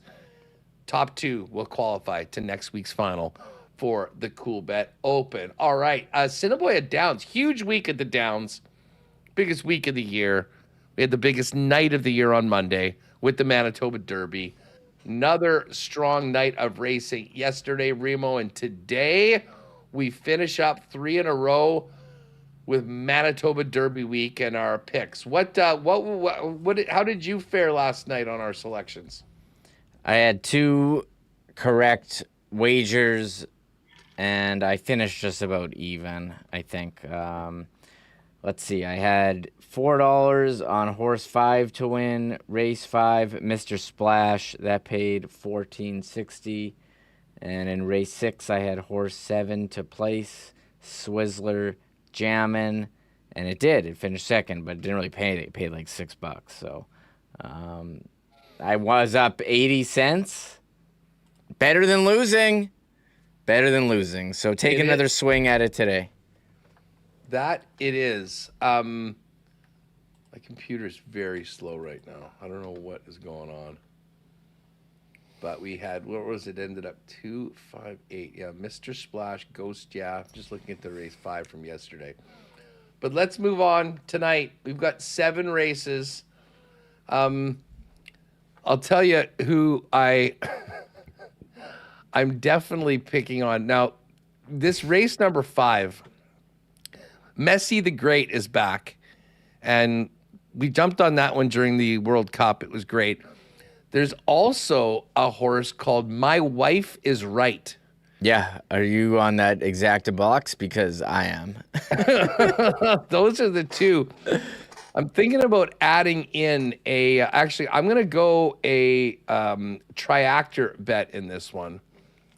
And I'm going My Wife is Right, Messi the Great, and we're going to throw in North Vale Road, number 8. I'll throw that in to forget, I guess, one of the two spots. Do you have anything earlier in the card? Yeah, I got race 1. I'm just taking a stab here at a long shot. Horse 6 to win. Rise Again. 3rd on the AI Smart Picks.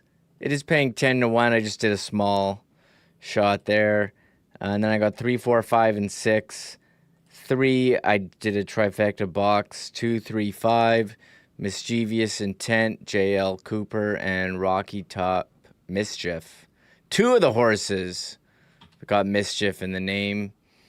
And I've got race 4, horse 5 to win. This is a very long shot, but with a name like this, had to put a little on Bromeo. That's horse 5. Come on, I put 2 on Bromeo to win as well.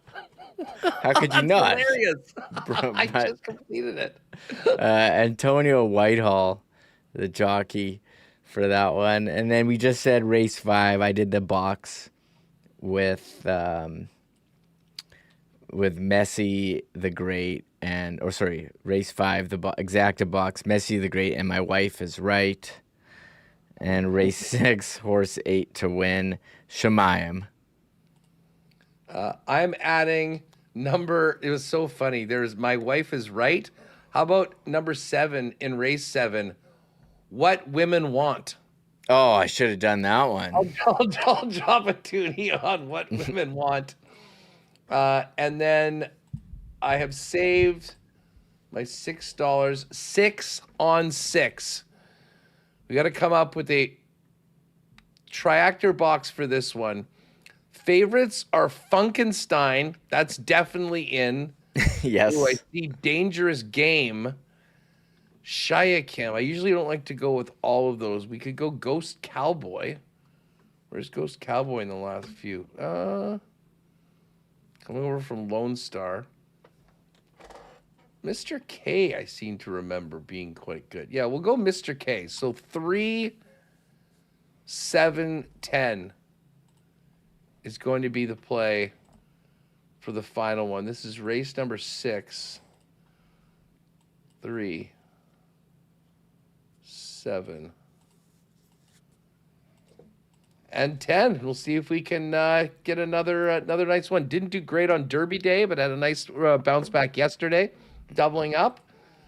So we'll make it happen tonight. Of course, free parking, free admission, and a great night of racing awaiting to round up Derby week over at ASD.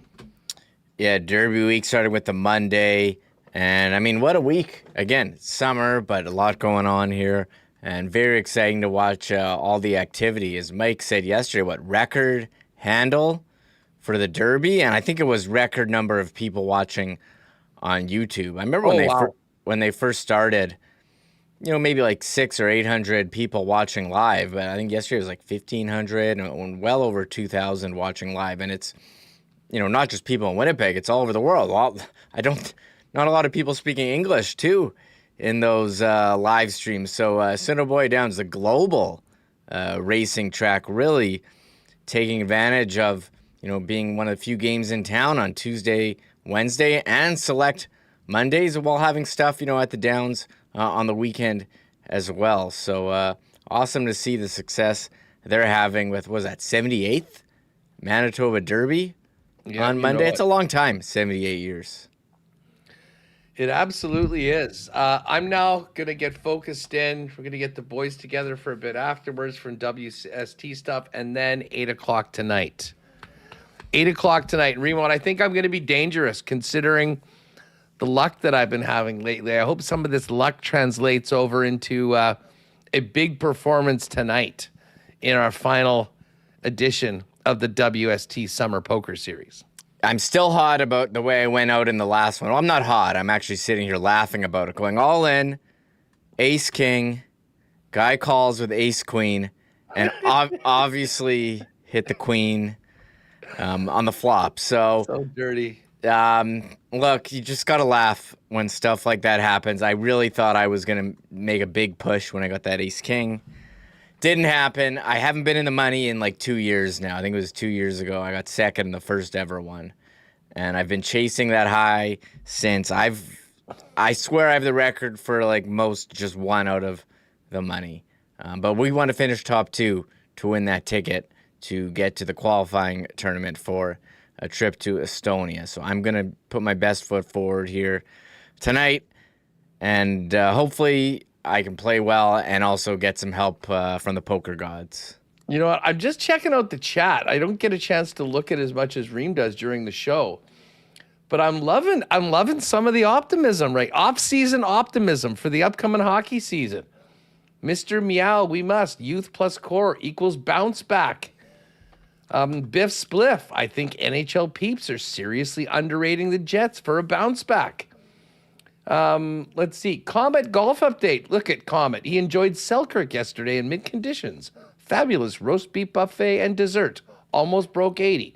Keep swinging him, Comet. Keep swinging him, Comet. Let's see. And then Comet also mentioning Buffalo may revisit at a trade deadline. Well, we'll see what's happening earlier on. Lots of love for the Goldeyes right now with what they're doing. Phyllis was disappointed to hear of the trades that happened with the Sea Bears. Unfortunately, these weren't trades. Teddy Allen was in an incident, assaulted. I mean, we'll see how that is, but he got bleeped up. He's not playing tomorrow. And this other guy, and Acott, they basically dipped on the team, which really sucks at this time of the year, heading over to overseas opportunities for the year. But as we spoke with the Alex earlier today, it's all about being their best tomorrow and finding a way to win tomorrow night and get on that plane to Vancouver and see if they can get an upset and make it to the championship finals. Good stuff today. Tomorrow, folks, on the show, we're going to have a great NFL segment with Mike Sando of The Athletic. His highly anticipated quarterback tiers article is out, speaks with like 75 or 100 coaches and player personnel throughout the league and puts them all into tiers. It starts with Patrick Mahomes, which I love, but we'll talk about it all. Some of the big quarterback stories around the National Hockey League now that camps are open. We'll also have Taylor Allen do a little bit of a Bombers chat with the team at the break. Rowicki's going to jump on with us as well. And then on Friday, Hammer's going to be back. We'll have Ben Kramer, Hacksaw, and win or lose, Josh Frey-Sam from the Winnipeg Free Press covering the Winnipeg Sea Bears will let us know about it. And I'll tell you what, we got to get Josh on a little more regularly now that we're into August. It's time to talk fantasy. The Back Bacon Brief is out. Give him a follow there with some great fantasy stuff in your inbox every day. But we've got lots to talk to Josh about. But right now, folks, hopefully we'll see some of you out at the poker tourney tonight, 8 p.m. Good luck to everybody involved. And otherwise, we will look forward to seeing you tomorrow, 1 p.m. right here on Winnipeg Sports Talk. Thanks to everyone in the chat, podcast listeners, and of course, a huge thanks to our sponsors. We will see you tomorrow on WST. Good luck to the Fish tonight. Make it 11 in a row. Oh my God! Oh! Shut it down! Let's go home! Thanks for tuning in to Winnipeg Sports Talk Daily. Make sure to subscribe on YouTube and your favorite podcast feed at winnipegsportstalk.com.